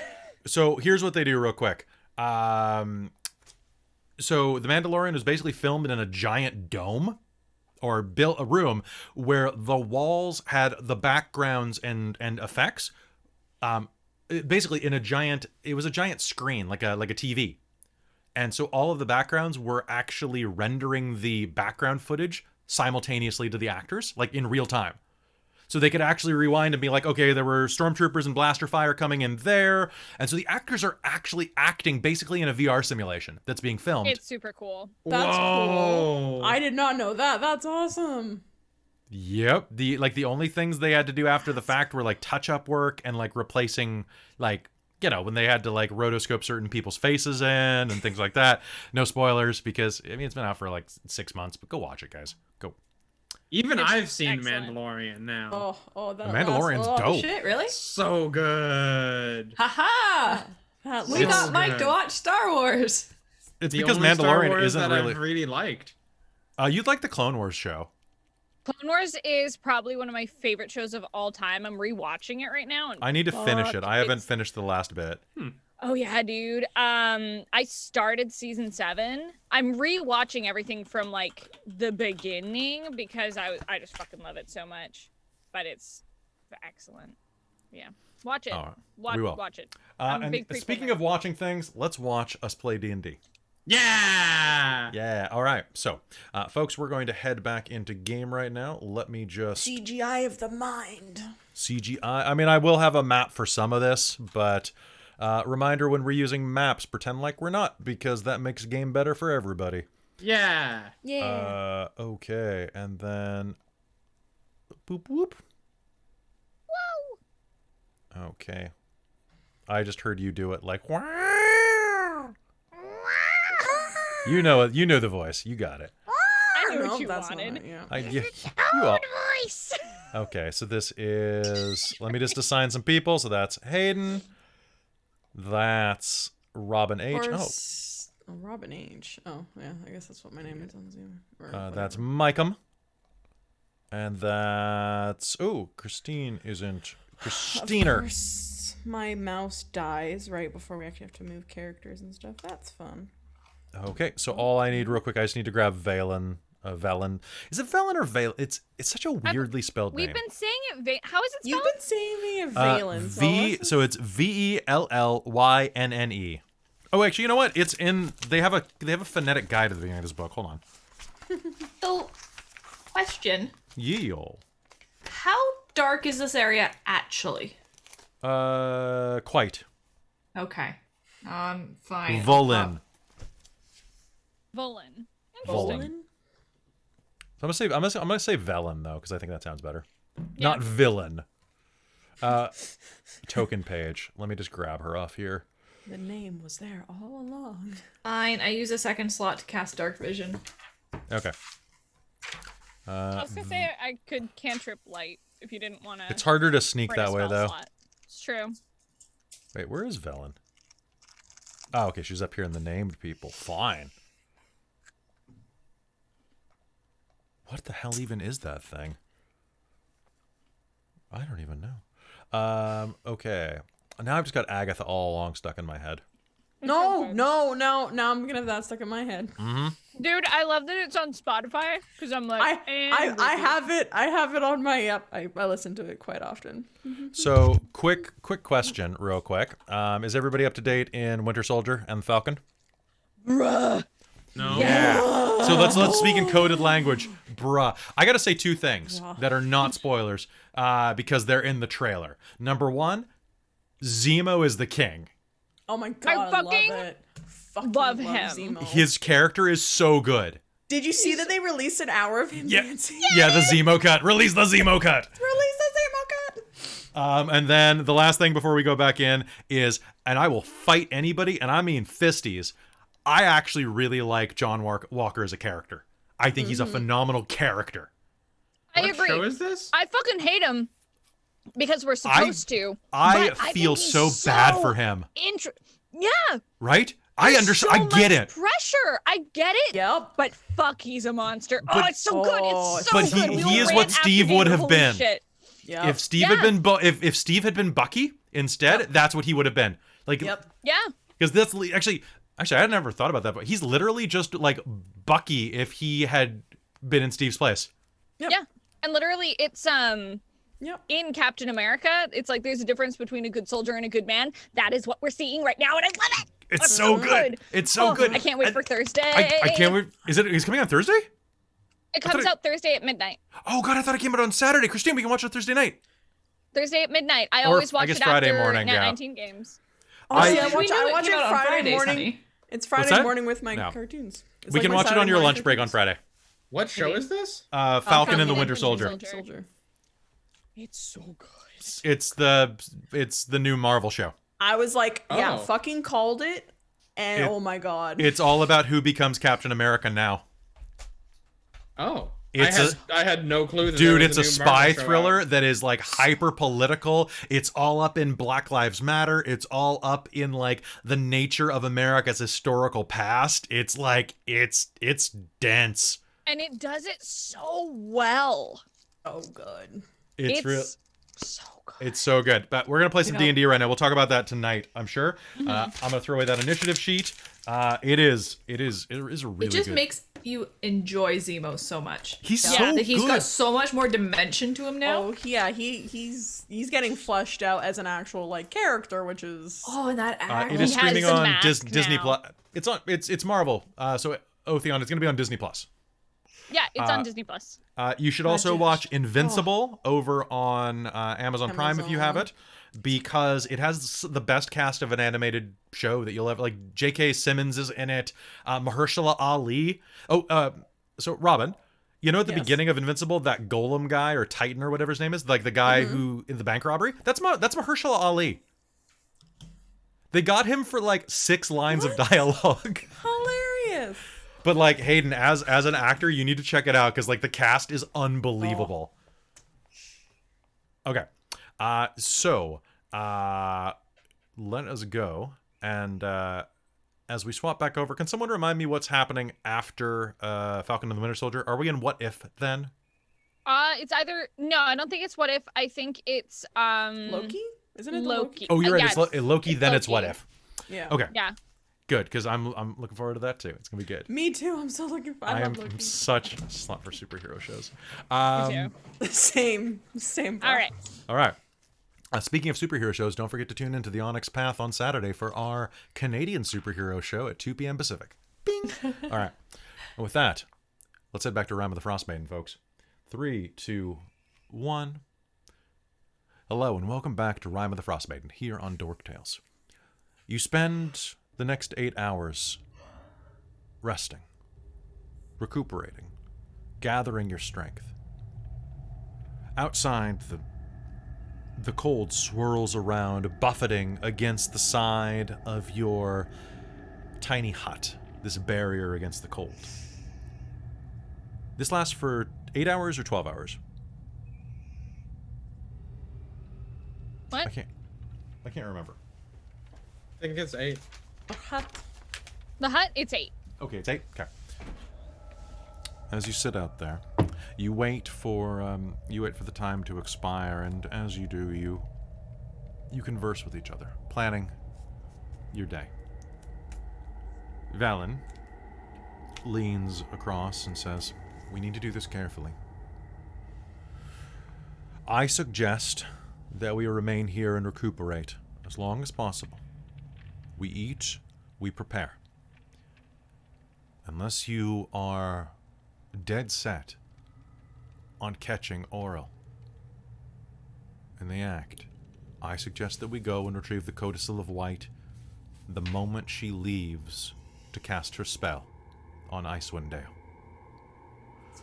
I I think that's agree. probably a pretty good idea, That actually. sounds. I prepared the spell that locate object. You probably know it, Evan.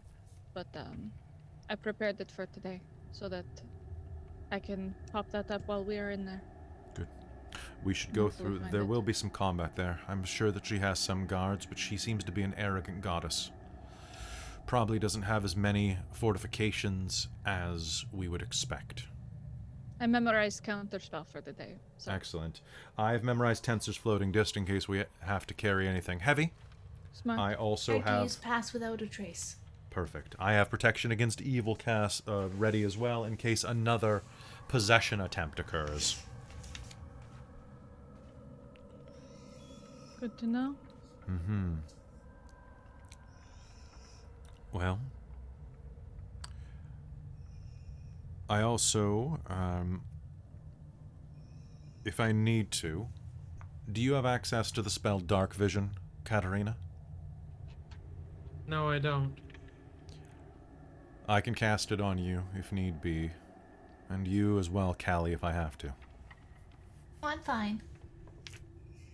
You can see in the dark? No, but I have a spell.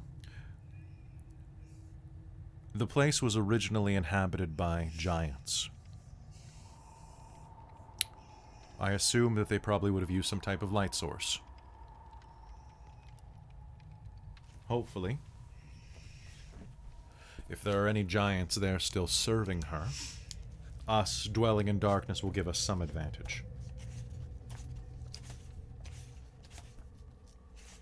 Besides that, I think we should just wait. I have to ask, though.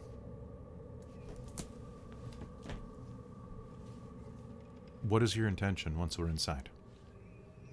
To help you find this codicil. I think that's the wisest choice. If we make it to Netheril, well, to the Netherese city that's trapped in the ice, perhaps we can find something that could make the disposal of Auril's eternal winter a bit easier. Mm-hmm. I agree. I do not envy the idea of fighting a god, even a lesser god, at this moment without some more magical firepower. Yeah, that's probably for the best. I think so. Like, we have a lot under our belt and we have a lot of magical ability at our disposal, but I think having a little bit of an upgrade would probably be best.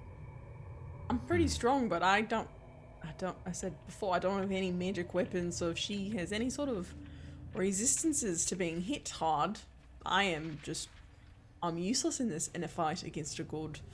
So, You are useless against a fight with this god, particularly. Yes.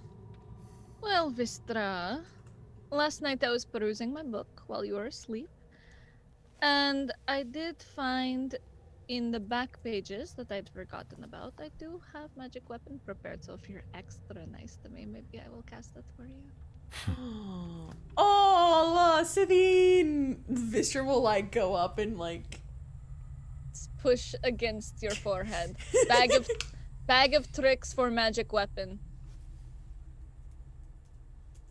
Okay. Thank you. Going to put that in my backpack. Alright, when the time comes, I will cast it for you. Yay. Then let's go when the time's right. Alright. Do you spend the rest of the day waiting this out? And I will I'll keep us warm and I'll just ritual cast the tiny hut just to keep us cozy. Sounds good. And Valen can take some of the pressure off of that and help you cast it as well. Sure. It's Actually, you ritual, know what? If you've so got that, really... she's going to swap that spell out.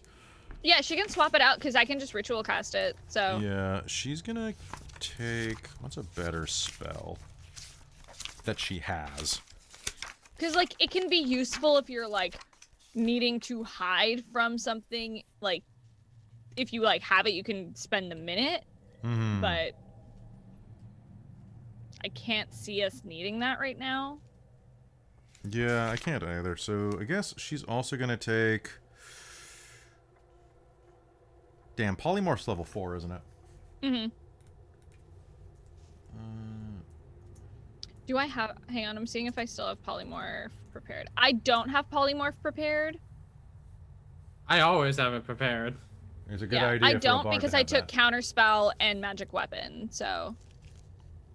Okay. Magic but yeah, Weapon second, but, Yeah, Callie, I do still have those 2 vials of alchemist's fire. Do on you? me. Okay. Yep, from the castle, the keep. Sounds good. Then in that case, she is going to take 2nd level. Damn. She doesn't have very many 3rd level spells now, and that's ridiculous. Just make one up. I guess. Can I cheat and give her my spell book? Be like, you can copy a spell. What are No. gonna be Copy my waiting notes. around? Just make up a fire spell that does 36 d20 of damage. 36 d20. That sounds pretty good. That's that real. sounds pretty OP. That She already sounds took real. shield. Pretty OP. That's okay. You know what? She's just gonna use Raven. Vampiric touch a lot more. She's gonna touch people. Touch. Touch. You've got the touch. Okay. With that, you spend time recuperating. All of you are going to regain your hit points to full. And with that, it's time to prepare to move out. As midnight nears, you all brace yourselves. Looking up through the translucent dome at the sky above. Waiting. Watching. Soon. Very soon. And then, as midnight approaches, it will happen.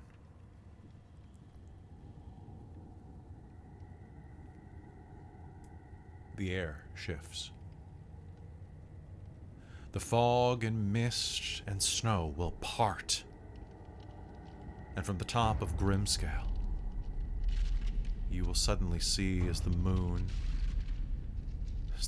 pierces through the clouds, it illuminates that huge, grinning skull. From atop of it, tremendous wings rise, stretching into the night. A roar, bestial and avian, echoes across all of the Isle of Solstice.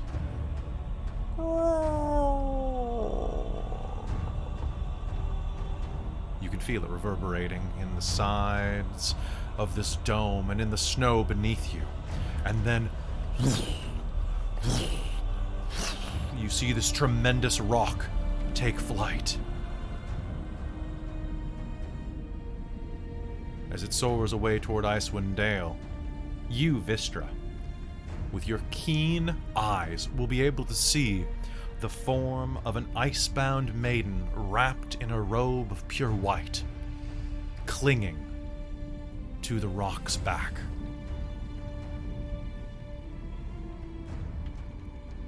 It flies to the east, and eventually out of sight. The fog once again covering everything. The snow falling hard on the land. I think that's our cue. Yeah, I Let's think go. so. Let's get out of here. Oh, Callie will cast Pass Without a Trace. Okay. It How long does it lasts last? for 1 hour. Okay. Everybody has to be within 30 feet of me. And Sounds remain within 30 feet good. of me. And That's plus 10, right? On our stealth rolls? Yeah. Yeah. Sweet. Okay. All right, and real quick, so I'm going to say that you all can get to the base of Grimskaille's stairwell before you have to cast anything. Okay. Just because then the hour isn't wasted getting there, because it will take you probably a little bit of time getting there. Probably about a half hour to get to Oh, it. and don't forget to mark Dark Vision on my character for. And map. Dark Vision lasts for 8 hours. Yes. Oh, that's right. I need to give you Dark Vision. Because don't right I? now it's a black square that Callie is perched upon. Okay. Whoop. And Night Vision, that gives a Dark Vision of 60 feet. And was Valen casting that on Cat as well? Yeah, Valen it. Well, I can only do one at a time, so give me 1 sec. Oh. Fair.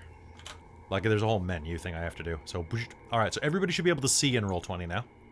Yay! If you cannot see, let me know. Yeah. Okay. I can. Yeah, I can. All right. So let's skip ahead. And let's put on some better music, actually.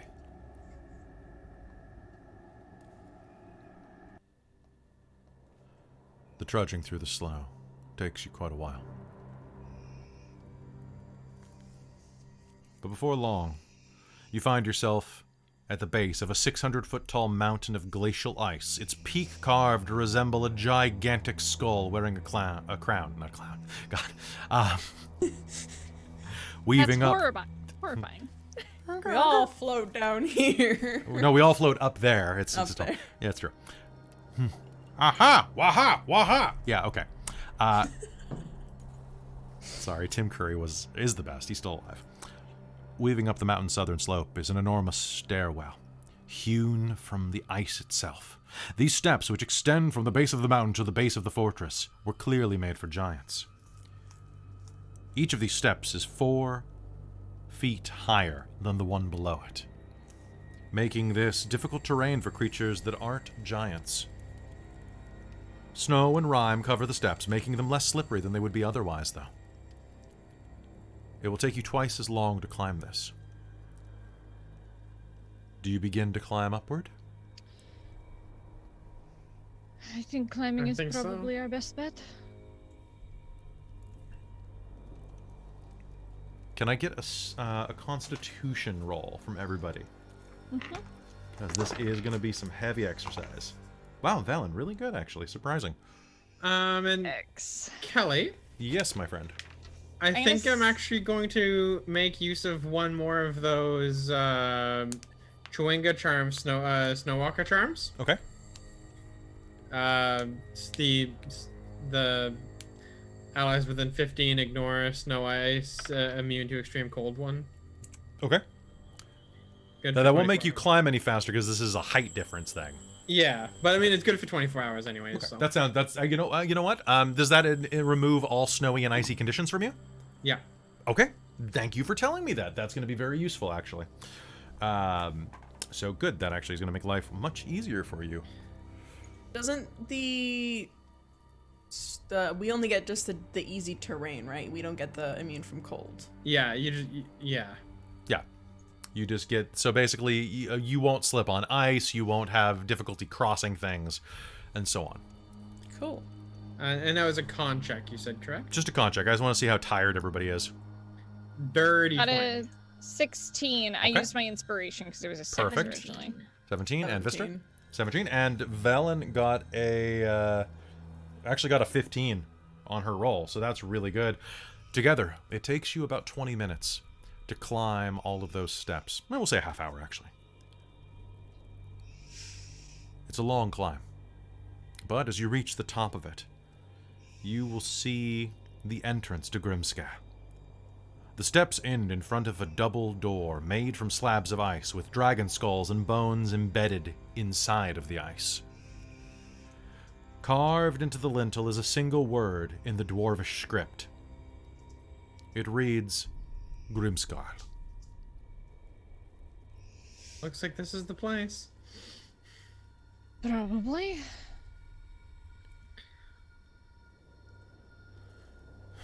Are we ready for this? Ready as we can be. Always. Let's do it. By calculations for how long it took last night, I think we have at least 2 hours. We want to be back on this stairwell inside of 120 minutes. Or less. Okay. Sounds good. This does mean that anything inside is fair game. I would suggest no prisoners for all who oppose us. Yeah, good point. Excellent. I feel like they probably feel the same. Probably.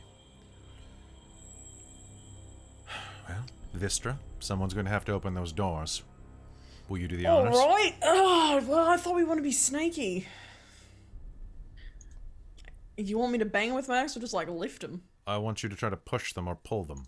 Oh, yeah, sure. Yeah, that sounds good. They're slabs of ice. If they have locks on them, I'll be surprised. Okay. Yeah, I'll give it a shove or a pull. Do you want me to try to weaken the ice a little bit first? I I was going to say I could cast Firebolt. It's a cantrip, so it doesn't really cost me anything magic-wise. I don't want, like, will it make a sound if we're trying to be sneaky? No, it won't make a sound. If I do it close enough, I could probably just give it a little pulse of Yeah. firebolt if you want me to. That'll Yeah, sure. weaken it a little Melt bit it for a you. little bit and then I'll Yeah, that's what I'm thinking. push a pull, yeah. DM, will you allow that? I will allow that. Yeah, you can absolutely blast these doors. So, It's gonna be a big ol' 9. You're welcome. It's a well, make me 9 to hit an this attack door. roll because you actually have to make attack rolls on these doors. No, to hit 'em. that. Yep, that was Oh, it an was a big attack old. roll. Oh God, That was really? a 9 to hit. Okay, so you will kind of strike the side of the castle with your bolt, or the side of the fortress. Sorry, it's pretty cold. My hands are a little shaky. You're Don't need to do positively. one more. Try the door first. We can always use that to blast in later. That's true. It's gonna be a 22. All right, Vistra, before you. The door is these doors are 25 feet high, 8 feet wide. They're crude handles. High above you, actually. Instead of hinges, each door has thick, cylindrical pins of ice that rest in holes at the top and bottom edges of the door's frames, which actually you'll understand in a minute because this is a push door. That was your strength and athletics roll? Yeah. Okay, you got a 22? Yeah. Pushing against them, you will feel a bit of resistance, and then suddenly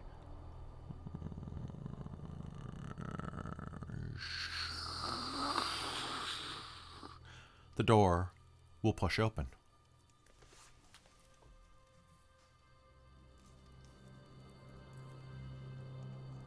Before you lies a long, rectangular room shaped like an L, a hallway, an entrance corridor. Pushing in the door in front of you allows you to see inside without a problem. There are a pair of double doors directly in front of you on the western wall there. And to the north, you can see where the corridor angles upward. And can I get everybody's passive perception real quick? Yeah, it's 15. 18. 18. 11! Okay. Vistra's not very perceptive. Passively. Okay, so passive stealth. In the distance, Callie and... Actually, Vistra, you will not hear this, but the rest of you will hear the sounds of someone shuffling around, slowly. Not here, but in looks like inside of a nearby room.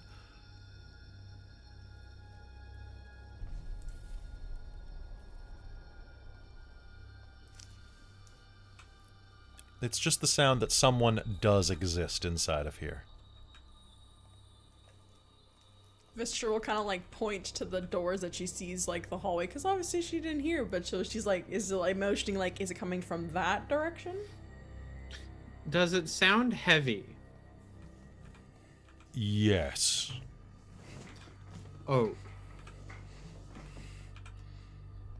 Okay. Survival check to see if I could figure out what it is? Sure, you can give me a survival check with disadvantage because you can't see and you can barely hear it. Fair enough. Both of those are pretty good. What do I add to the survival? Oh. 17? Honestly, you'd probably wager on a giant. Not what I was hoping for. The sound of movement around the hallway does echo deeply at you.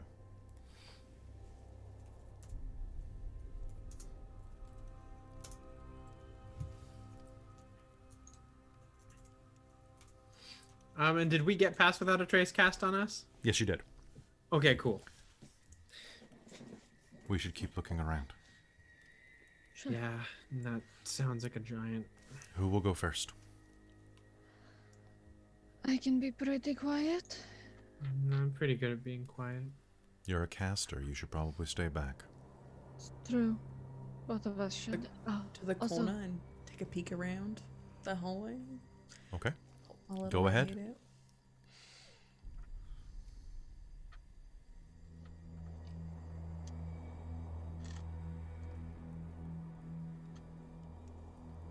Looking around, you can see that the hallway before you spreads out to the north.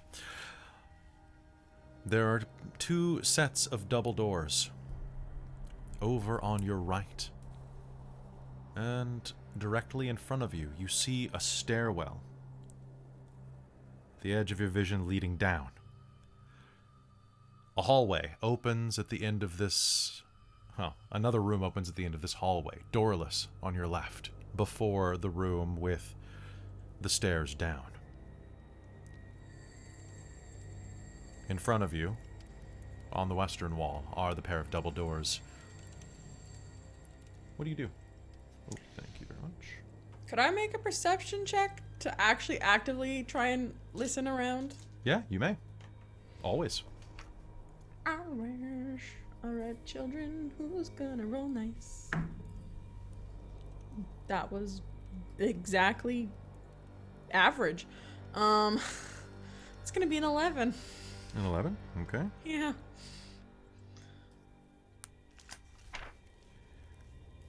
You think you can kind of hear something now that you're a bit closer.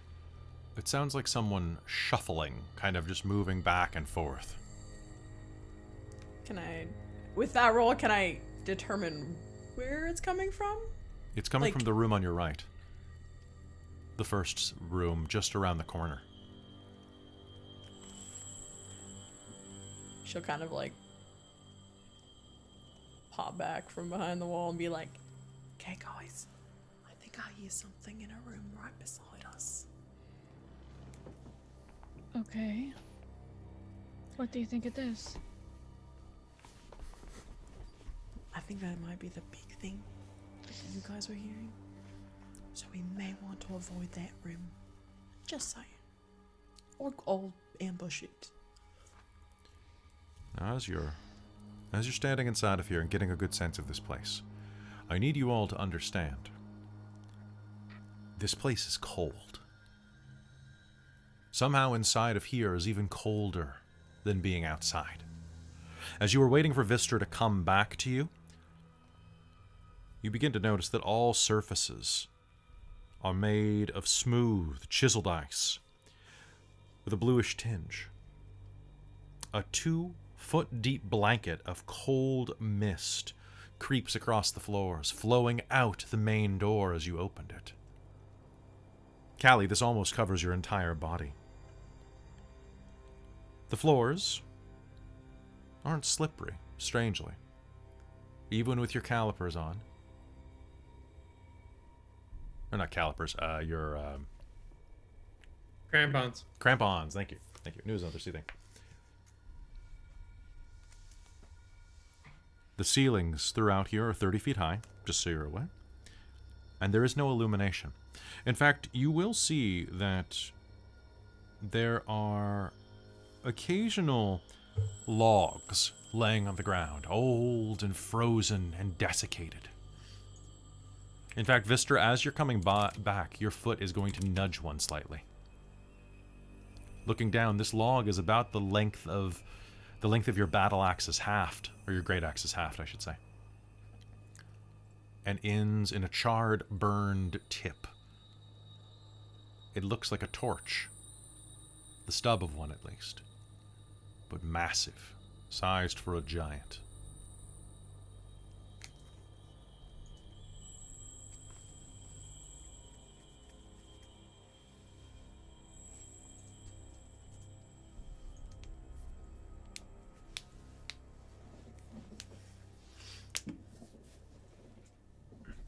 What do you do?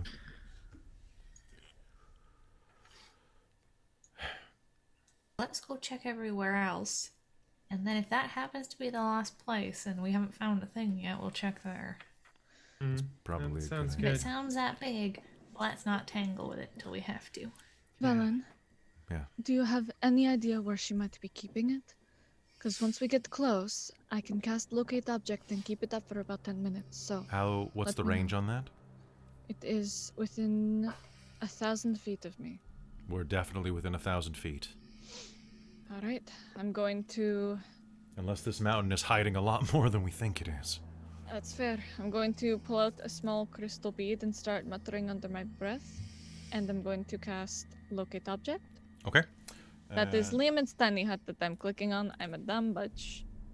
That because I was clicking on the wrong thing because I can't read anymore. I don't know how to read. Apparently, Lysithian is fucking illiterate, and I pull out the wrong thing and start casting. All right, so I'll just This is read the this. wrong one. I'm going to pull out the fork It twig can instead. locate a specific Ignore me. item known to you as long as you've seen it up close. Shit. However, it can also locate the nearest object of a particular kind, such as a type of apparel, jewelry, furniture, or weapon. So the Codicil, I mean, it is a Codicil, which I believe is kind of like a book. I'm going to double check that real quick just to see if I can tell you what it looks like. Because she would have described it to you. It is a book.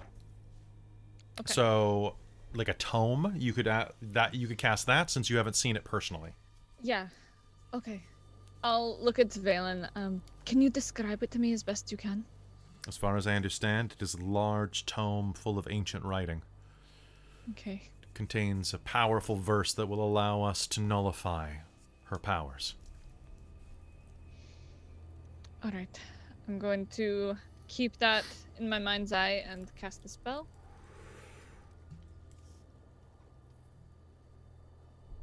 Okay, and there is no This is lead in. concentration, so You are can't do going. anything else. There's a moment where your senses are going to leave you, floating indistinct above your body for a moment, weightless. You are going to feel yourself pulled down, down, down into the guts of Grimskalle. And there, you will find it. The nearest book lies some 100 feet down you. Perhaps less, perhaps more.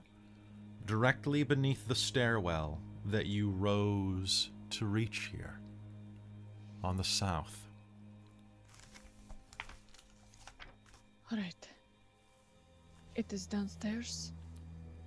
If I am noting this correctly, it should be below the stairwell. Alright. Go find it then. We have to move quickly. This only lasts about 10 minutes. Then let's go. I can do it again, but I'd That rather will be you save burning that for another spell. firepower. I agree. Okay. And with that, you begin moving further down the hall. Passing both doors on your right. One moment. What is my passive perception? Okay, can I get everyone here to make me a stealth roll, please? Sure. Are you Use kidding my me, high Valen? dice. Pete botch. The only thing that could have An 8. done Oh, this plus 10. 18. plus 10. The only thing she could have done. Damn it. 15. Did she roll a 1? She rolled a 1. Fuck. I got sake. 30. That is 33. So, I 33. got 15. All right, as you move down the hallway, you'll make it probably about that far. And as you are moving, actually get yourself in marching order real quick. As you are moving down the hall, Velen will reach down into her pocket, pull out her wand of magic missile, but her fingers are slick, and then suddenly she drops it on the floor. Tack, tack, tack, tack, tack, tack, tack.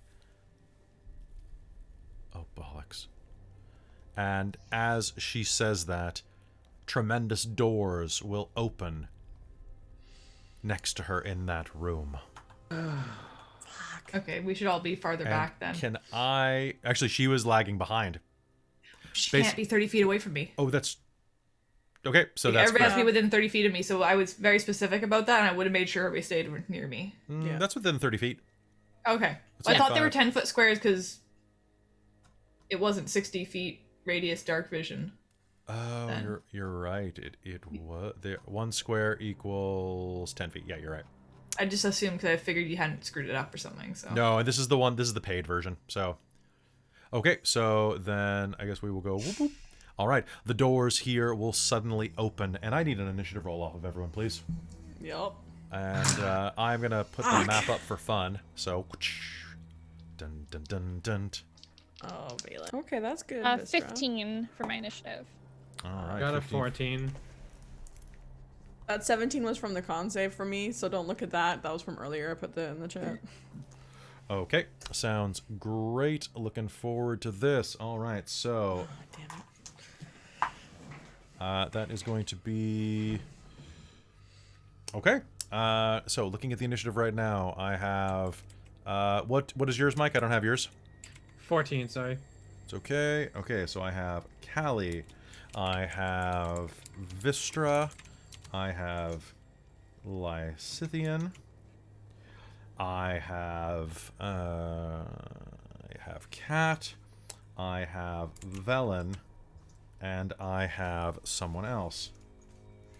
Okay, as the doors are going to lurch wide open in front of you, directly next to Velen, you are all going to be kind of caught off guard by, well, not surprised, mind you, but caught off guard by the sound of something moving on the other side.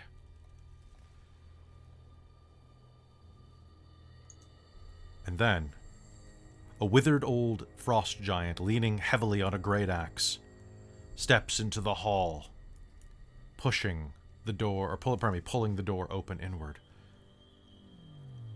He looks down and stares at Velen with cloudy eyes.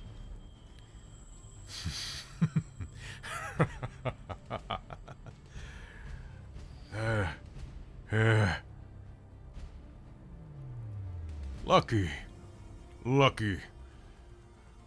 I found you when I was going to take a piss. He says in giant. He steps back, hefts his axe, and says, "Death! We meet at last!" And, Callie, it's your turn. What do you do? Produce flame. All right, produce flame. And I fling it at him. All right, sounds good. Go ahead and make me an attack roll.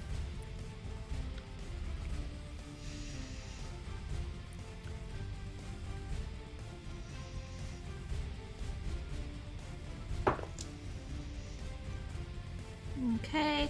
I rolled a 19. That's going to be an absolute hit. Roll me damage. Okay. The frost giant is old and withered, and his eyes are completely clouded over.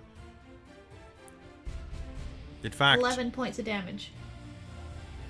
11 points of damage. Fantastic. I also wanted to say real quick that it didn't seem like it was Velen's. She dropped her wand, and as she did, she bent to pick it over and kind of put her hand on the door, causing it to rattle a little bit. Her wand rolled partially under the door, and that is what triggered this. So it was just a series of unfortunate events. So that was how much? 11? Yes. Okay, perfect. Oh, hello, Charlie. Good to see that you're still up. Hey, buddy. What? My dog's barking. I heard him. Yeah, I can hear him. Oh, I don't. Well,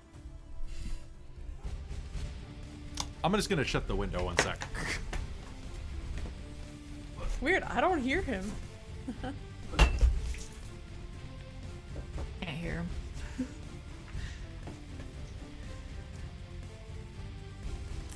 And then I'm going to dump water all over my leg and the floor. Oh no! All right. no. Hey, Christine, can you toss me some? Oh, and my monster manual. Oh no! Hey, Christine, can you no. grab some paper towels for me? Well, cloud giants have seen better days. Good thing we don't need them. Not currently. I need them in the next game of Shards of Nirn. I have both. Okay, Yeah, I thank guess you. so. Appreciate you. My leg is very wet, but I'll deal with that later. Oh, here, pass me your glass. Look at you. Oh, yeah. No, that's okay. I've got... Luckily, it wasn't that full. Okay. So, hey, chat, just 1 second. While Hello, you're dealing Jeff, with how your are soggy you? leg. Hello, Raid. It was nice. Oh, we're to getting see raided while I dump water on myself? No, this was earlier. It was Okay. earlier. Hello, Raid. You make me so... Never mind. Hey, Oh, what's God. up? DM rolls a natural 1 on water handling. It's true. And then I just... Oh, my God. And then I just unplugged my sound. Oh, God. I'm rolling like Velen tonight. Yeah. Yeah. Ellen. Or maybe Velen's rolling like Rolling you one on all those dex So- checks. So, So, hi. if we're talking about this, what was the number that we had to, like, other than the natural 1? Would my 15 have failed? So, basically... I made a minor error with this, I'm not gonna lie. I forgot that this guy's deaf. So you literally would have had to botch stealth, and Velen did. Ah, okay. So, but I thought, there's a chance you might. And then it was me. Yeah. Yeah, Thank you. naturally. So, Naturally. this giant is... do any of you speak giant? No. Don't. I took the advantage of having to get up and getting myself some combat soda. Combat soda. Combat cola. Combat cola. Aye. Combat cola. Refreshing. We're back into game in just 1 minute. And some crackers. That's probably, Crackers are good. probably for the best. Delicious, delicious I crackers. just... Water never goes as far as when it's being poured on something besides your mouth. Yep. Oh, yeah. Dude, with my fucking, I have a canteen bottle that I drink from all day. I fucking struggle to drink water from it apparently. Well, I get a straw bottle. I know, I should, I have to but replace I them eventually because wanted... they're hard to clean. Ugh. Yeah. My socks are wet now. This is the worst. Yeah, I tend to always spill water on my desk right before game starts because I go to pour my water and just Well, fun story. I used to have so much trouble sleeping without getting really, really thirsty, so I'd always have a glass of water Fair. at my bedside table. And when I lived with my ex, he had a cat. Oh no. no. And we You had... drink the cat. No, we had tall glasses, tall... I think they were Walmart glasses or something. Probably. But there was water down the bottom, and I woke up one day and looked, and there's the cat with his head all the way down the glass, trying to drink my water. And I was just like, how long have you been doing this? How long, sir? I caught you with your hand in the cookie jar. And needless to say, I ended up buying myself a water bottle, Smart. and I eventually worked out that a straw one was better because then you can not have to get up when you're sleeping to drink. You can lie there and drink Oh, smart. without spilling it all over yourself. Oh, smart. I see. I just drink my water and spill it all over my face like a fool. Pleb. Like a barbarian. All right, Like good. a Like a All right, barbarian. folks. All right, I smell like electrolyte tablets now. So I smell like pink lemonade. Let's do this. Okay, Let's go. Callie, you hurl fire across the room, striking in to him. Do you do anything else? I don't think any of my stuff is useful. So do any of you speak giant? No. Oh, No. okay. Ooh, Then he. I also cast Flame Blade because it is a bonus action and produce All fire right. with a cantrip. Even Valen doesn't speak giant, so you hear. Yeah. So I have a flaming scimitar in my hand. All right. Suddenly, boom! A blade made of flame appears in your hand, and I still have more water because I put it in this cup too. All right, Vistra, it is your turn now. What do you do?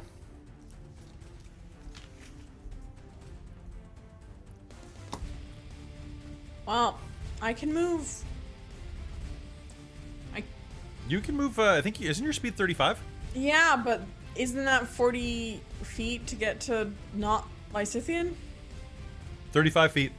Oh, sweet. Okay, cool. Must have measured wrong. So yeah, whoops. Let's move myself. So is he a 10-foot reach away from me then at this point, or? He is a 5-foot reach away from you because you can hit it right at the Aren't they corner. 10-foot squares? They are 10-foot squares, but we're not dividing the characters down. We can't. I guess we can. Oh, I guess shit. We can't shrink them. Damn it! Everybody, shrink your character slightly. How was- do you do that? How do you do that? Oh, I guguess I have to shrink them. Yeah, you have to do Oh it. shit! All right. Wow, we're so tiny in that now. case, so Vistra, you can go. There we go. That's then the Velen would have been right there anyway. So there you go. You all can do Okay, that, so and then I will so I'm go. in There we range go. now. Okay, You are in cool. range, and I'm going to Cool. zoom in a bit more because we might as well.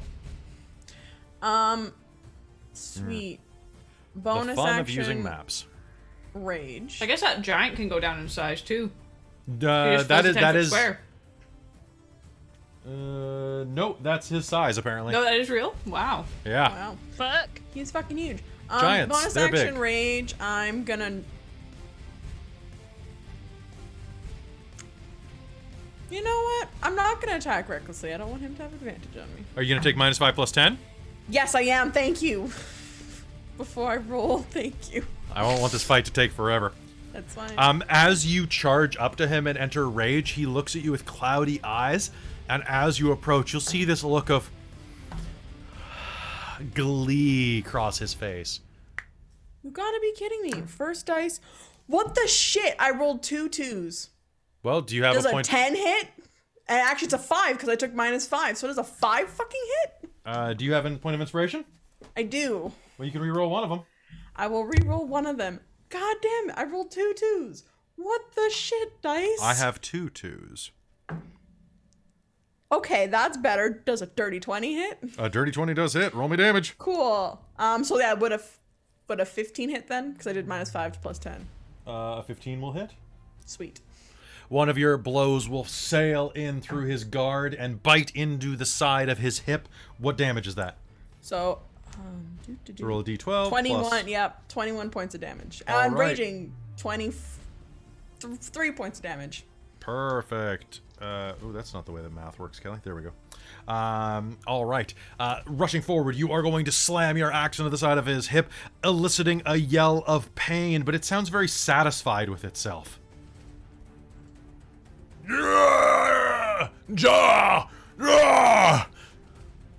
Lysithian, it is your turn. What do you do? Okay, I'm going to. Does he have any cover from me, or is he just like in front? He is basically like halfway out into the hall. Like he saw Okay. something roll. Basically, I'm gonna say basically because of Velen's botch, he was going to take his constitutional and just like open the door to have her right there. So like he's standing directly in the doorway. Okay, I just wanted to make sure. I have spell sniper, so it wouldn't matter, but I just wanted to double Fair check. enough. Again, I'm going to target.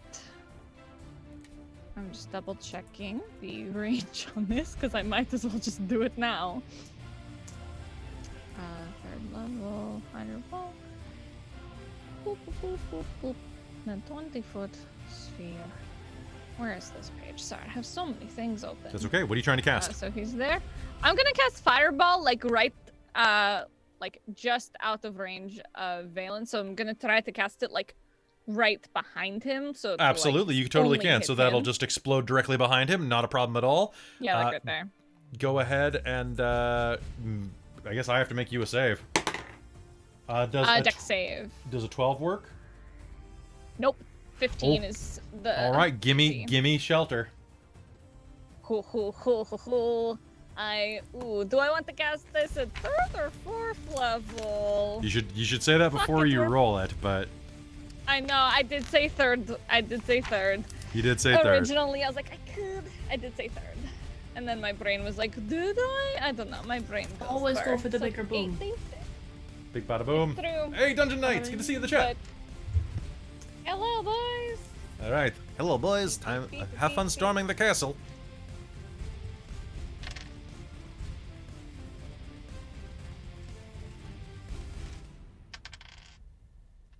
Give him the sweet release of death. Send him to Sweet, Rock sweet, Hollow. tasty death. Delicious. Death by chocolate. Om nom nom. Chocolate by death. I'm gonna eat. 27 Yeah, damage. chocolate. 27 damage is an amazing hit that rocks his core and kind of explodes from behind. Flames begin to lick at his fur and leather armor. 27. Math. That's 7. Ooh, perfect.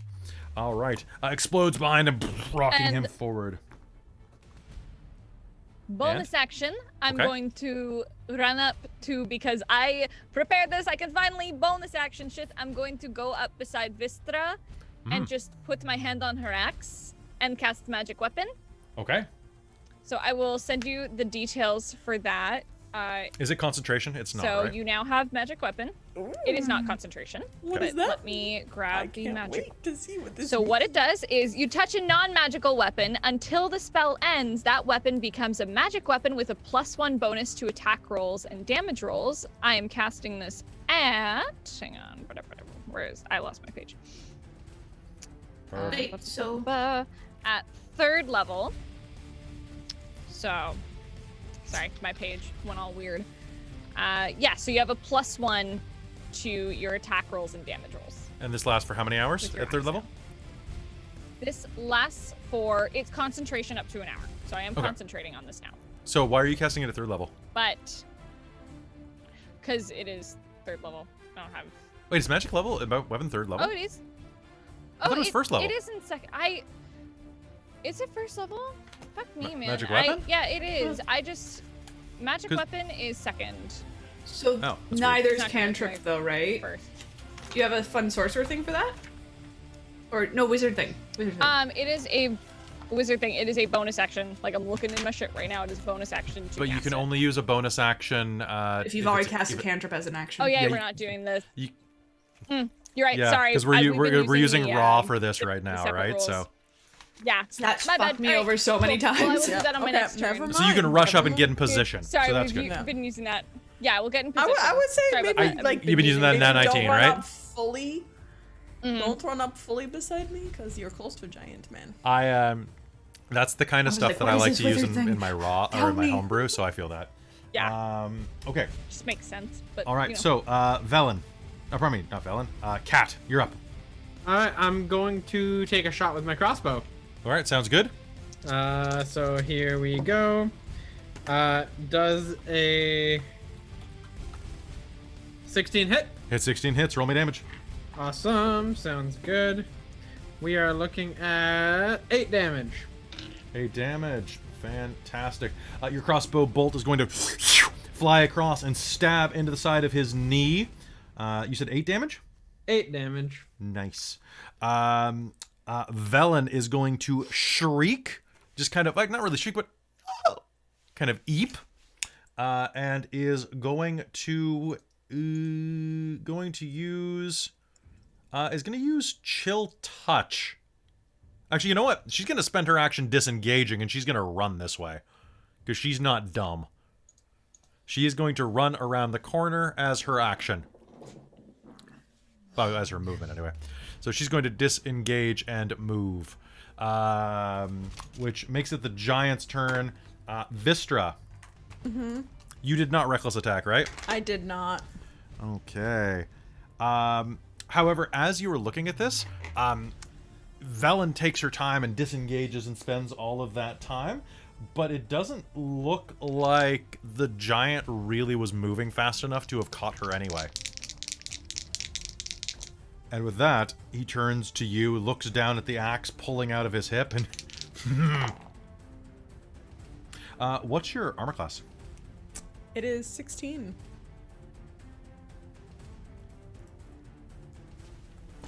Damn it. Guess who rolled 2 16s? Damn Ooh, it! This book is still wet. Okay. I rolled 2 2s, you rolled 2 16s. Let's. It's just true. have fun. Okay, so... This is the gonna. first one actually isn't that bad. That's only going to be 20 points of slashing damage. Have. Yeah, Or so was that 10. halved? Okay. The next one's going to be a bit harder, though. That is going to be 33 points of slashing damage as he brings his axe down twice into you. 33 is going to turn into 16. Yeah. And Ouch. yeah, that is going to be the big ouch as he roars into you. And he is going to take a step into the hallway, basically. Pushing Vistra. Steps on Vistra. oh, he big. Yeah, He Vistra's is. like looking up, going, eh. I mean, they've got him riding a mammoth, but like basically, he looks like the picture Sorry, this one. So, old blue frost giant, probably is Loki's dad. You know the deal. Yep. All right, top of the initiative. Now we are back with Callie. Callie, you have your flame blade drawn. What do you do? I am going to kind of rush up and go. All right, Stab. as you move within his range, you see him heft his great axe. His hands are shaking, and you see his muscles, probably once quite large, are kind of sagging off of his meat. Like his bones don't seem... Honestly, this kind of looks like the Clint Eastwood of giants. Like very old, very like... Let himself go a little bit. I mean, he is at the end of his life. He's Yeah, he old is. and scarred. And the idea of one final fight seems to be bringing a twinkle to his eyes that you imagine he has not seen in years. Make me an attack roll.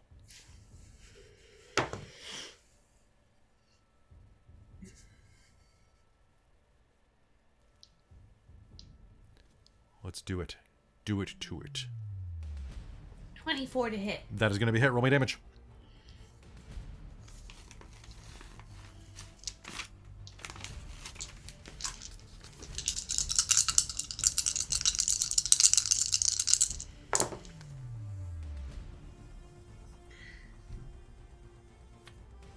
Fire damage. 15 fire damage rips into the side of his leg as you dance around and burn into his patchwork boots. I'm like flea-sized. It's true. Are you doing anything else with your bonus action? I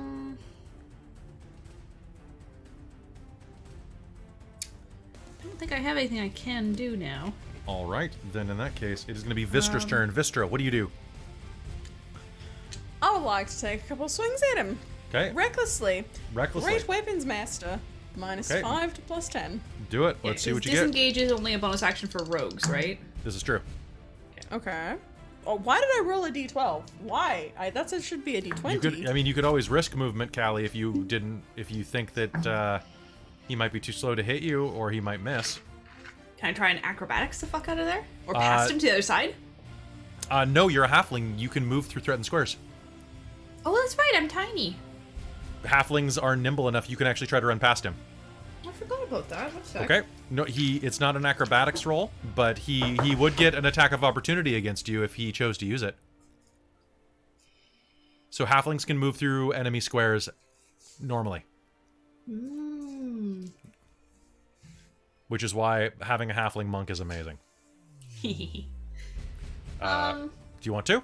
I'm gonna go tumbling through his square to the Okay, other side. sounds good. He grips his axe and kind of looks down as you go through, going...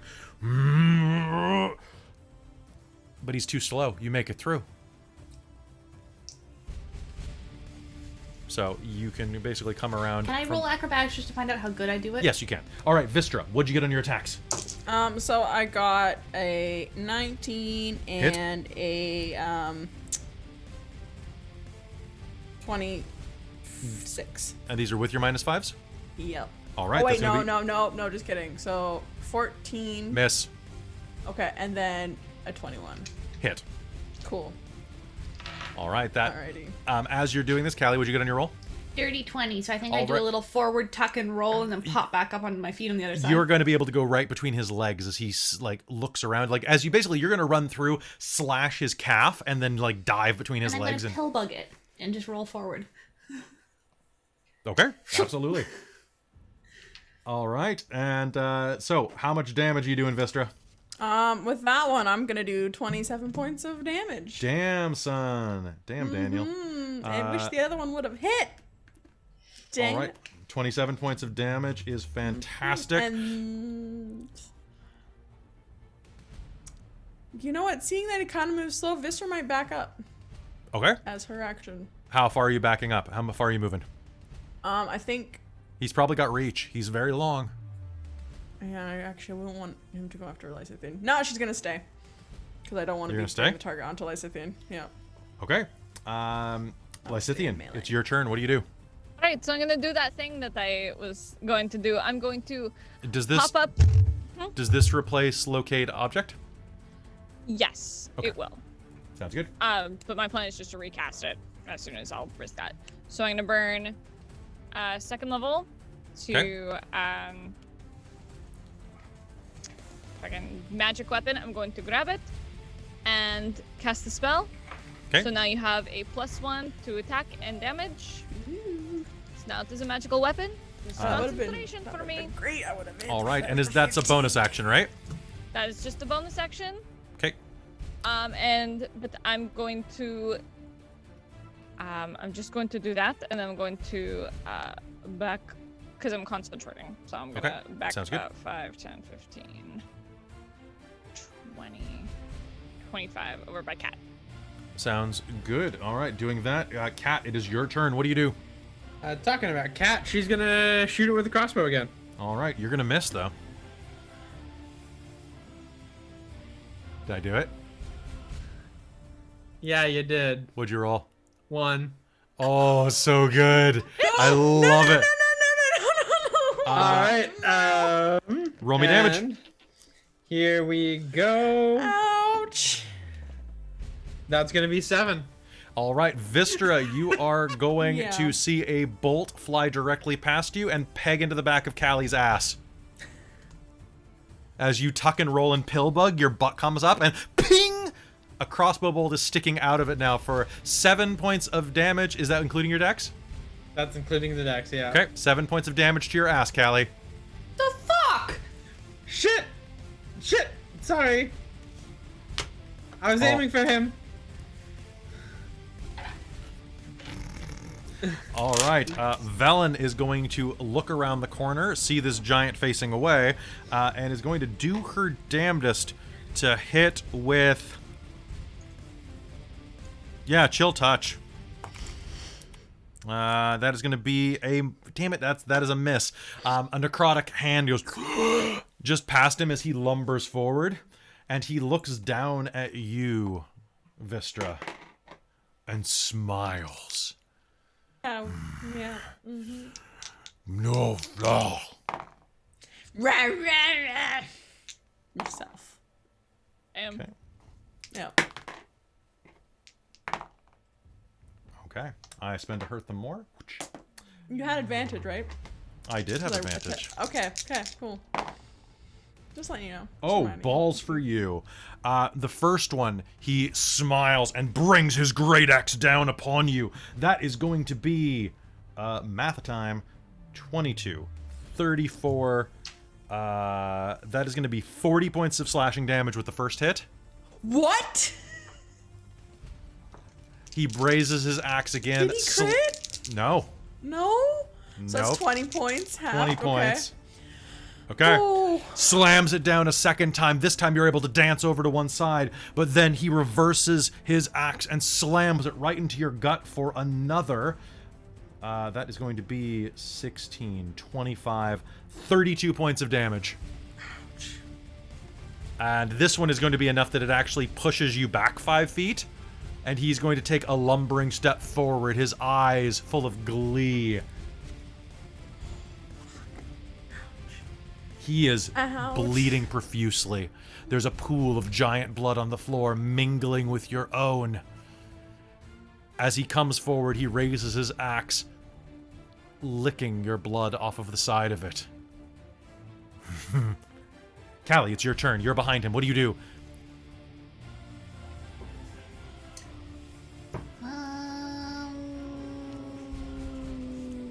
Stabbing him in the butt. Stabbing him in the butt. Yeah, you've learned how to do that. Let's do this. I want to spread the misery. Yeah, that's fair. That is 23 to hit. 23 to hit is going to be a hit. Roll me damage.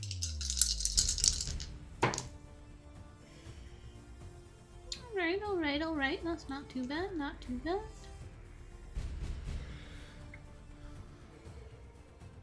15. 15 Fire. points of damage. Fire damage. You are going to stab into him. The flame is going to lick up his back. He is going to roar and tumble forward to one knee, still holding onto his axe, still taller than any of you, even prone. And it is going to be Vistra's turn.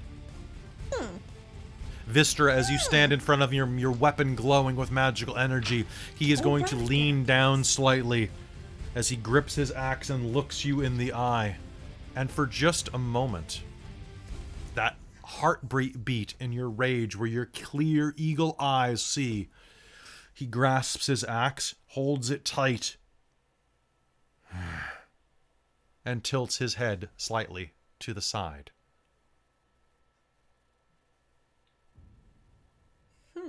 Exposing a length of throat. An awkward maneuver. Something a rookie would make. What do you do? Oh. Oh, we'll go for it. He's obviously exposing his throat to me. He wants me to kill him. Your call. Go ahead, make me an attack roll. I'm worried, but recklessly and great weapon, because I just want to fucking kill him. Okay, sounds good. Okay, that's good for the first one. All right, that's good for the second one. So the first one's gonna be a I guess it's just like adding +3 if I think in my head. So 22 and a 17. 17 after your -5? Yeah. Okay, that's a hit. Sweet. Yeah, no, I'm thinking of it now as +3 instead of doing like that. I had the 8 and then -5. It's like, I should just add +3 to the dice roll. Duh. Cool. Oh, I'm +1 from the magic weapon. +1. So that would be an 18 and a 23. So yeah, cool. Cool. All right. Cool. Roll me damage. I Don't forget to will. add +1 for Yep. your magic weapon. Yep. Okay. 6, 9, 1, 10 for that one. 4, 9, 2, 1, 10. Okay, so 10. So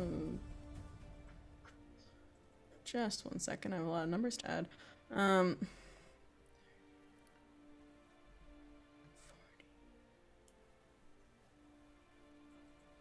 46 points of damage. 46 points of damage. With that, you rush forward, brandishing your magic blade, pulling it backward. You will embed it in the side of his chest as you... Well, not the side of his chest, into his collarbone, cutting through his throat. It pierces directly into his chest, and with a cacophonous clatter, he will fall to one side.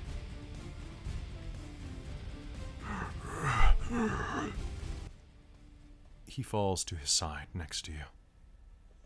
Blood seeping out of the wound. He is dying. He will be dead soon, and yet he is smiling.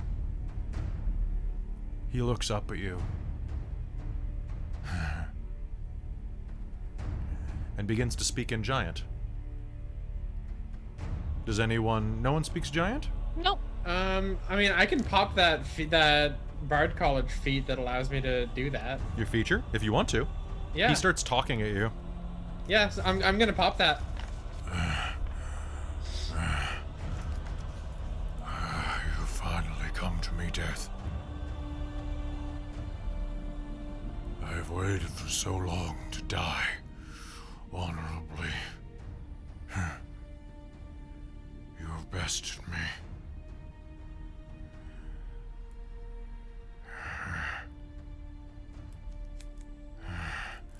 Ask what you will as I leave this coil.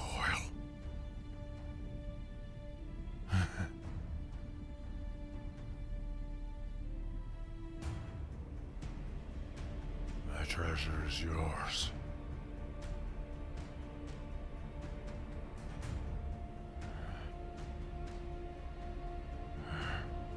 You gonna say anything at all? Yeah. She's gonna go up to him and basically just say something along the lines of, "You fought a good fight, and rest easy."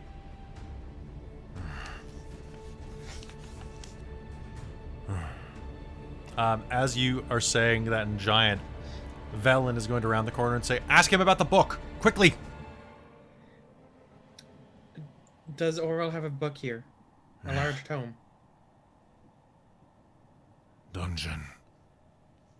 Below. Only those who pass her tests. What tests? Cruelty. Endurance. Isolation. And preservation. Only then can you open the vault. His head sags to the floor. Dead, at last. Cat's gonna stand, What did relay he say? what he said, Fisha. and head on into the room that he was in. Moving Yeah. into the room, you can see that this is a wooden stool sits next to the door. Quite large, actually, about 8 feet tall. At the back of the room, you see that there is a small secondary room at the back. I'm gonna go check out the secondary room. Okay, make me a strength and athletics roll to push open the door. And chat, I already checked. I can only animate small and medium creatures. I'm really bummed. Aww. I was like, I'm gonna keep him. 19. All right, so this door, you're gonna need a hand to push this open. It starts to. Vistra will come in and, Okay. like, injured, but, like, shove it with her shoulder. 'Cause she's just like, ouch. Together, you will push it open, leaving a smear of blood on it as you do. The small room behind this giant contains quite a significant amount of treasure that you should probably grab on your way out. You will find inside the room piled 1,350 gold coins, 4,400 silver pieces, 7,800 copper pieces. On More top copper of for you to carry around, cat. Damn it! on top of this as well, you will find. I'm not done yet. Robin, are you writing this down? I'm writing, I'm this writing it all yeah. down. Oh, okay, cool. In the notes as 4 gold rings, sized for giant fingers. The rings are large enough that any of you could easily wear them as bracelets, necklaces, or tiaras. A giant shield made from what appear to be white dragon scales. Impressive, but ultimately probably worthless to you. A 2-foot tall, 50-pound statue made of ice. Anybody looking at the statue, I'd like you to make me a religion roll. well. It's gonna Dirty be 20. 15. Dirty 20, 15 will be just enough, actually. So anybody who gets 15 or higher will be able to get this as well. This is a statue of Thrym, an evil god of the frost giants. As well, you will also find an alchemy jug. Besides that, the room is empty. It might be a good idea to leave all of this until we're departing. Otherwise, we're gonna clink and clatter. Yeah. I'm sorry about that. Any more, What? I guess there's no potions of healing or anything in I there? mean, it's a bunch of gold. Of course, it's gonna clink. I thought you were making fun of me for... No. Shit happens. Is that an alchemy jug? Yeah. Yeah, it is. You want it? Do you know what it is? No, no idea. Here, hand it to me. I'll pass it over to her. It is a large ceramic jug. It looks like it's able to hold about a gallon of liquid, and weighs about 12 pounds as you pick it up. It's quite heavy. Sloshing sounds can be heard from inside. She looks down and says, "What are you in the mood for right now?" Elf? Vistra, Yes. are you still off the wagon? No, I am on the wagon. You're on the I- wagon. Well, in I that haven't case, had a drink since I gave the whale the beer, remember? this It's is been a few true. days. Well, in that case, she'll hold it up to her mouth and go,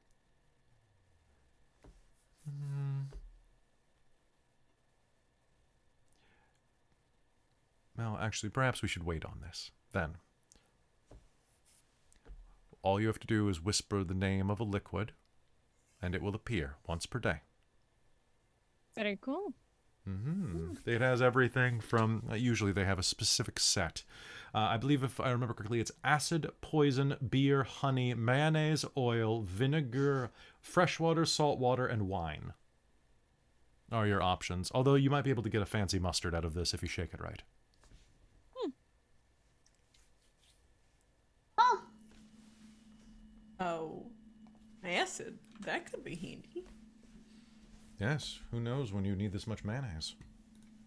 I don't think I've ever. But I mean, considering the options are smoked fish or fish stew, I will take adding some mayonnaise to it probably would taste good. some mayonnaise. You get some chives in there or something. It's Unfortunately, the chives would have to find an alchemy sack for that. we can figure it out. Let us continue. Quickly. Yeah, can we take like a short breather? I got hit quite a lot by that guy. I'm quite low on health.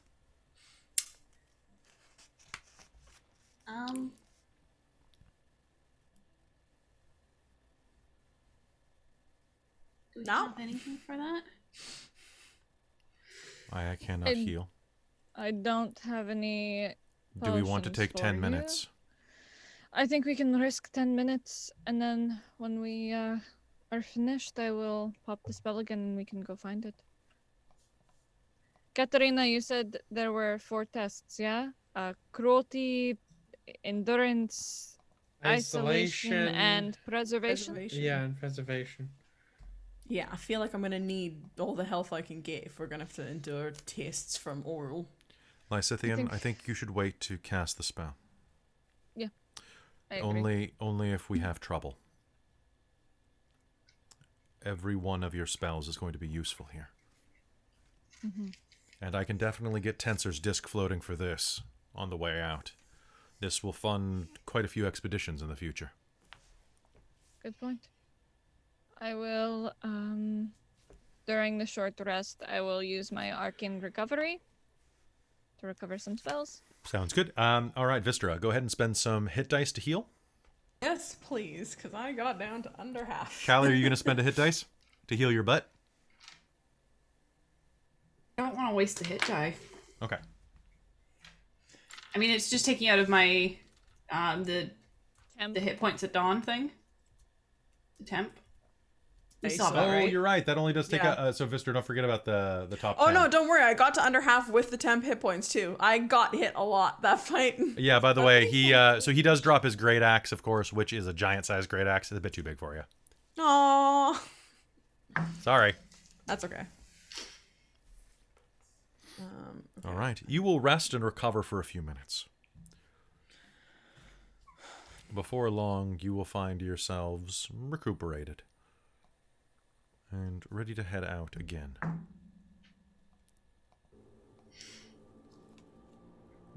Do you continue onward? I think so. You might as well. Moving northward, you will see that the room at the end of the hall to your left, without the doors, was once a feast hall. This immense hall contains a 35-foot long, 10-foot wide, 10-foot high dining table carved from ice, surrounded from a dozen blocks of ice that likely once served as chairs. Wooden braces along the west wall hold a pair of 14-foot-long bugles made from hollowed-out mammoth tusks. An ascending staircase of ice in the southwest corner has mist rolling down it. To the north is the stairwell down toward your goal. Do you continue onward? Yep. As soon as you step in, you'll see 6 slender, gargoyle-like creatures made from ice squatting on ledges 20 feet above the ground. They protrude from the wall of this semicircular chamber. Near the back wall, the mist that blankets the floor flows down a staircase made of polished ice. As you're walking through, Kat and Callie, you will both see in the darkness that the gargoyles shift slightly and watch you. They're not gargoyles at all, but ornately carved ice mephits.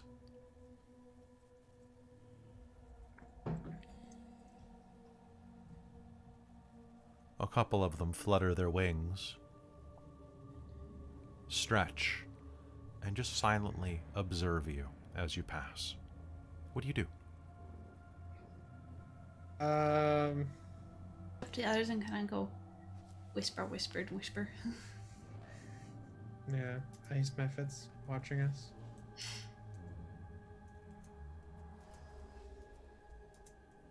And I guess continue towards the stairs and see what happens. Yeah. They do not attack. The stairs are slippery, but luckily, one of you has prevented any type of ice from interfering with you. Moving on these stairs any other time as you touch them, they're quite tall. And you imagine that the immense length of stairs, the 90-foot stairwell, would be an absolute nightmare to fall down. But you don't. You are going to be able to move actually rather stealthily down. And 1 minute. Nope, nope, not that way. There we go.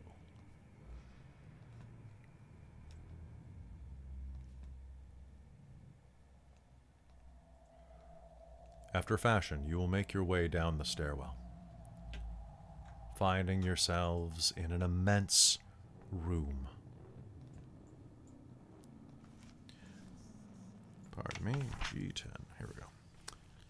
The staircase descends into a vaulted chamber. A 9-foot-high railing of sculpted ice hugs the staircase as it descends to the chamber floor, which, like the stairs, is smooth and gleaming. As you come down, a walrus as big as an elephant is having a grand old time, rolling and sliding on the ice, paying you little heed. It moves past you. The floor here is an ice rink. Does it seem to basically pay us no attention? It notices you, Doesn't but care, then though? continues sliding. Why are you here? It says to you. In as common? It's in common.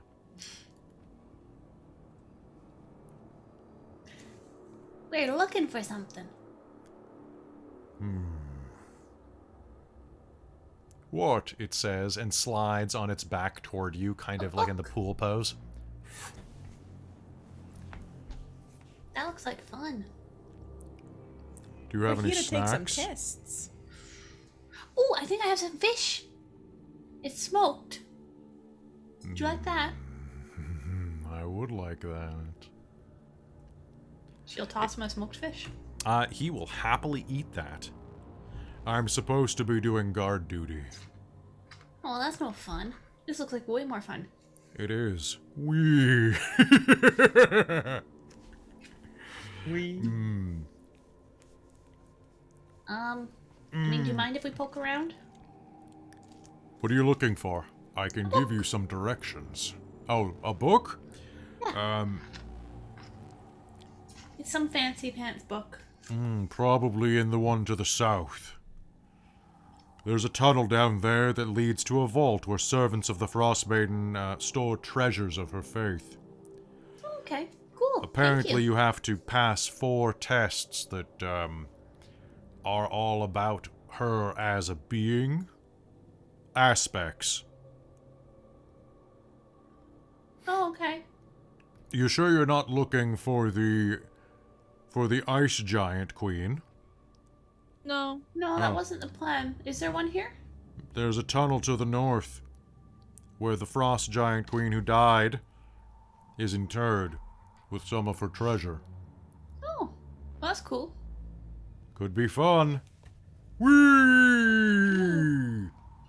He What slides was the across order of the building. tests that Kat had said? They were cruelty, endurance, isolation, and preservation. Yeah. Okay. Well, let's go check out that tunnel that he mentioned. Good. I'm gonna head in whatever direction he kind of indicated. The So, south one, right? There's Not south the and front. north. South one, I think it is. Yeah. Okay. So there looks like there's kind of 3 down here. There's only one center one. Oh, okay, center one. Yeah. The other 2 are just kind of alcoves. Oh, I see. Yeah. I wish that you could She's see. gonna like hit the ice and slide on her belly. Like, Oh yeah, hello? Callie's totally doing a penguin slide. Yeah. Okay, you'll have to let Cat get a bit in front of you to be able to do that. Yeah. Well, but Cat doesn't get a slide. The chat is asking me to be cruel. I can't. The walrus is actually supposed to be this goofy in the book, and I'm not going to take that away from them. I love that it's like. No, I think chat was indicating that it's our test, so we should be cruel. Oh yeah. But I'm like, No, it's an animal. I By the like way, them. for those of you They're who run cool. this game, They're my I bros. do really strongly suggest having fun with this because, like, this giant walrus is literally like, yeah, he's supposed to be guarding the room. He's grateful for being able to think and speak, but he doesn't really. He's not Give a interested shit. in it. He just wants Oh, to have by the fun. way, what's your name? Okuma! Lovely to meet you. Nice to meet you too. Got any more fish? Yeah, probably. Yeah, sure, here. Wow. They do a good job smoking it in Bremen, right? I don't know what that is. It's a place. But that's what the fish tastes like. It's smoked. Ugh. It's very good. Oh, when we leave, if you want, you could come with us. I can direct you. Maybe if you give me more fish. Okay. Also, we're being rated by Amy, so hi, Amy. Oh, hi, Amy. Okay. Looking down to the south, you see that there is a chamber there waiting for you. Let's see.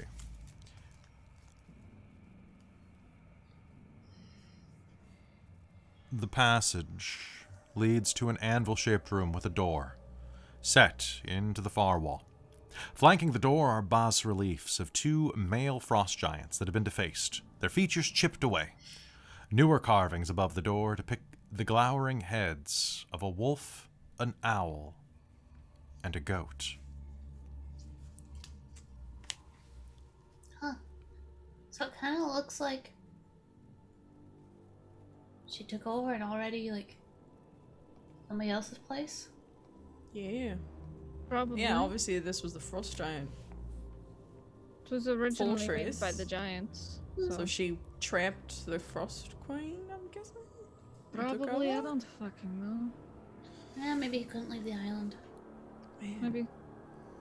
She's just not very original. She couldn't even build her own magic hidden fortress. She had to go steal someone else's. Yeah, I kinda mean, lame. Alright, well, what do we think we're gonna have to do with these challenges? Oh well, cruelty obviously sounds like a picnic. They're tests, so I'm guessing we're gonna have to face Alright, well, I guess let's different find out. types of creatures or each Kinda other. hoping who I can knows? subvert them a little. If this is about the domains, odds are we'll have to do each of them, Velen says. We can do them together or alone. I'm willing to go with you if you want. Well, obviously, let's do them together. more hands on deck. Then let us do this. Who pushes Cat's the door gonna open? reach out and start pushing the door. Together you will push the door wide open. It takes much of your strength. And on the other side, you will see the room ahead of you.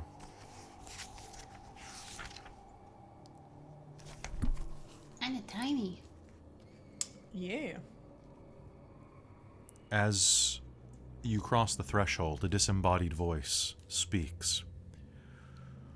This way is shut to all but those who pass tests of cruelty, endurance, isolation, and preservation. And as you step into the room, you will see, arranged about it, are 3 tablets of ice, each 10 feet tall, 7 feet wide, and a foot thick. They sit in upright stands, also carved from ice. Script has been chiseled into the surface of each tablet. Another door stands at the middle of the far wall. I have to do a slight retcon real quick because they actually have the wrong number of tablets listed in the description. Oh. So it says there are 3 tablets of ice, and then beneath it it's on the 4 tablets. So 4 tablets, please. I would figure, yeah. Well, I was thinking, it's like, wouldn't there be one for each test or something? That's what I like thought that? too, but I thought, oh, maybe the door, maybe because it's saying that it says the door further in the description, so I thought maybe the door is a tablet as well, because that would be kind of like, oh, the final one is the door, right? As you step inside of the room, you'll see these 4 tablets. In common, they spell out the tenets of Auril's faith. Cruelty. Compassion makes you vulnerable. Let cruelty be the knife that keeps your enemies at bay.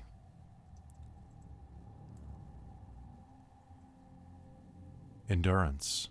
Exist as long as you can, by whatever means you can. Only by enduring can you outlast your enemies. Isolation. In solitude, you can understand and harness your full potential. Depending on others makes you weak. Preservation. Every flake of snow is unique, and that which is unique must be preserved.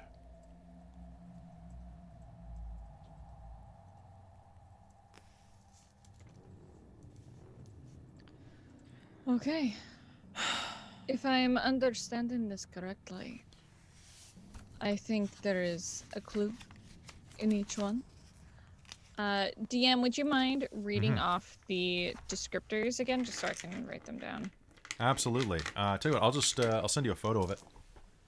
Sure. that'd be great. I'm thinking, yeah, we have to touch a tablet. It takes us to the test. We get woofed back. And then we can go through the door once all 4 are done. Callie would like to examine Possibly. the door. Yeah. All right. So.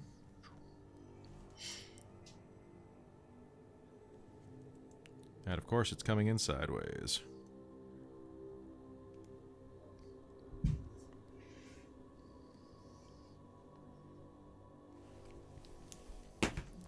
I'm going to have everybody make me an insight roll real quick. Gonna be 6. Actually, let me just 4. double check that. Fucking hell, Vistra. Ha! Nat 8, 20. but I got a nat 1. You got a nat 1? Yep.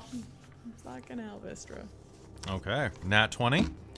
As you look at this, each one of these has a symbol etched into it. A symbol of a snowflake. And as you think back, the room before you, behind you, there were 4 chambers leading off at diagonals, northwest, southeast, southwest, northeast, that bore these symbols as well. 4 chambers. The tests are probably in the room behind you. By going through each of those doors, you will enter one of the tests.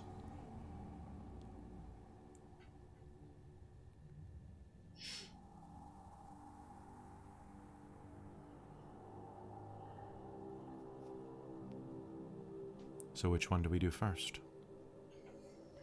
We just want to do them in order. I'd say let's start with down the fucking cruelty list. and make our way down. I still investigate the door. The door in front of you? Yes, you may. Looking directly ahead of you, you will...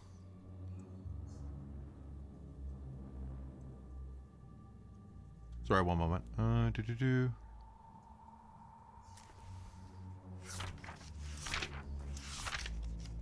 Oh, god damn it, I read the line wrong. Arg!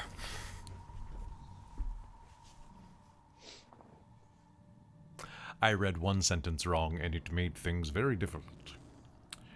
I was like, this doesn't make any sense. Why are you in this room? It's because this room technically only opens if you do all the trials. I thought the next door opened with that. Cool.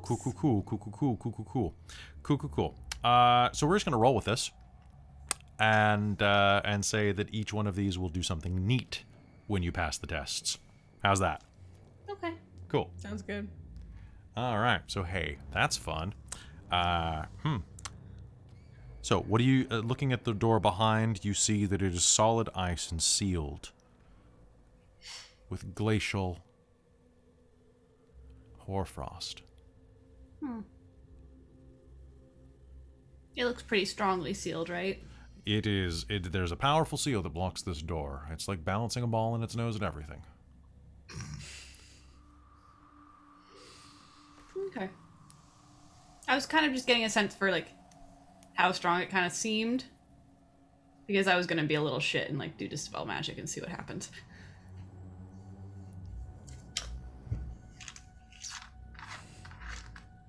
So cruelty. Potentially. first. But if it's giving me the impression of being pretty strong, I'm just, it's not going to work. It is. Yeah, let's just start from the top and work down, I guess. Okay. Might as well. Go test some cruelty. And with that, you prepare to go out and test the cruelty in your hearts. Which is where we're going to pick up next week, because this is a good time to stop. Sorry for that last little flub there. I was looking at the rule. I was like, I didn't think you guys would make it this far this game, to be honest. So I thought you would bum around a little more. So I skimmed this page in my notes, Fair. prep. And it's whenever one or more of the characters in this area use the... I have a scorecard to see how well you do. So if you don't pass these tests, bad things happen. Dang. So... Well, I mean, we didn't bum around because you gave us a ticking clock. That's always one way to get the True, players but you to. also used a locate item spell, which I didn't realize Lysithian had, which is very clever, right? So that was my bad right there. So do redeeming points actually do anything? Yes, they do. I will have a drama bomb saved for next episode.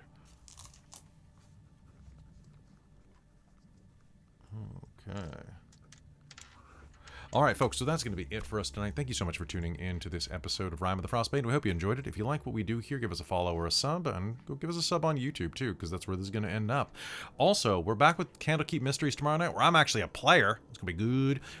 Shards of Nirn is on Wednesday, and then Friday we're back with Reign of Emeries, where we actually start heading down to the south and maybe fighting some monsters. It'll be good. So we will see you next time, everybody. Thank you so much for tuning in. Sorry for the little flub at the end. I feel a little embarrassed, but let's just pretend I didn't happen. Anyway, we'll see you next time, everybody. Have a good night. Hi, nerds. Night.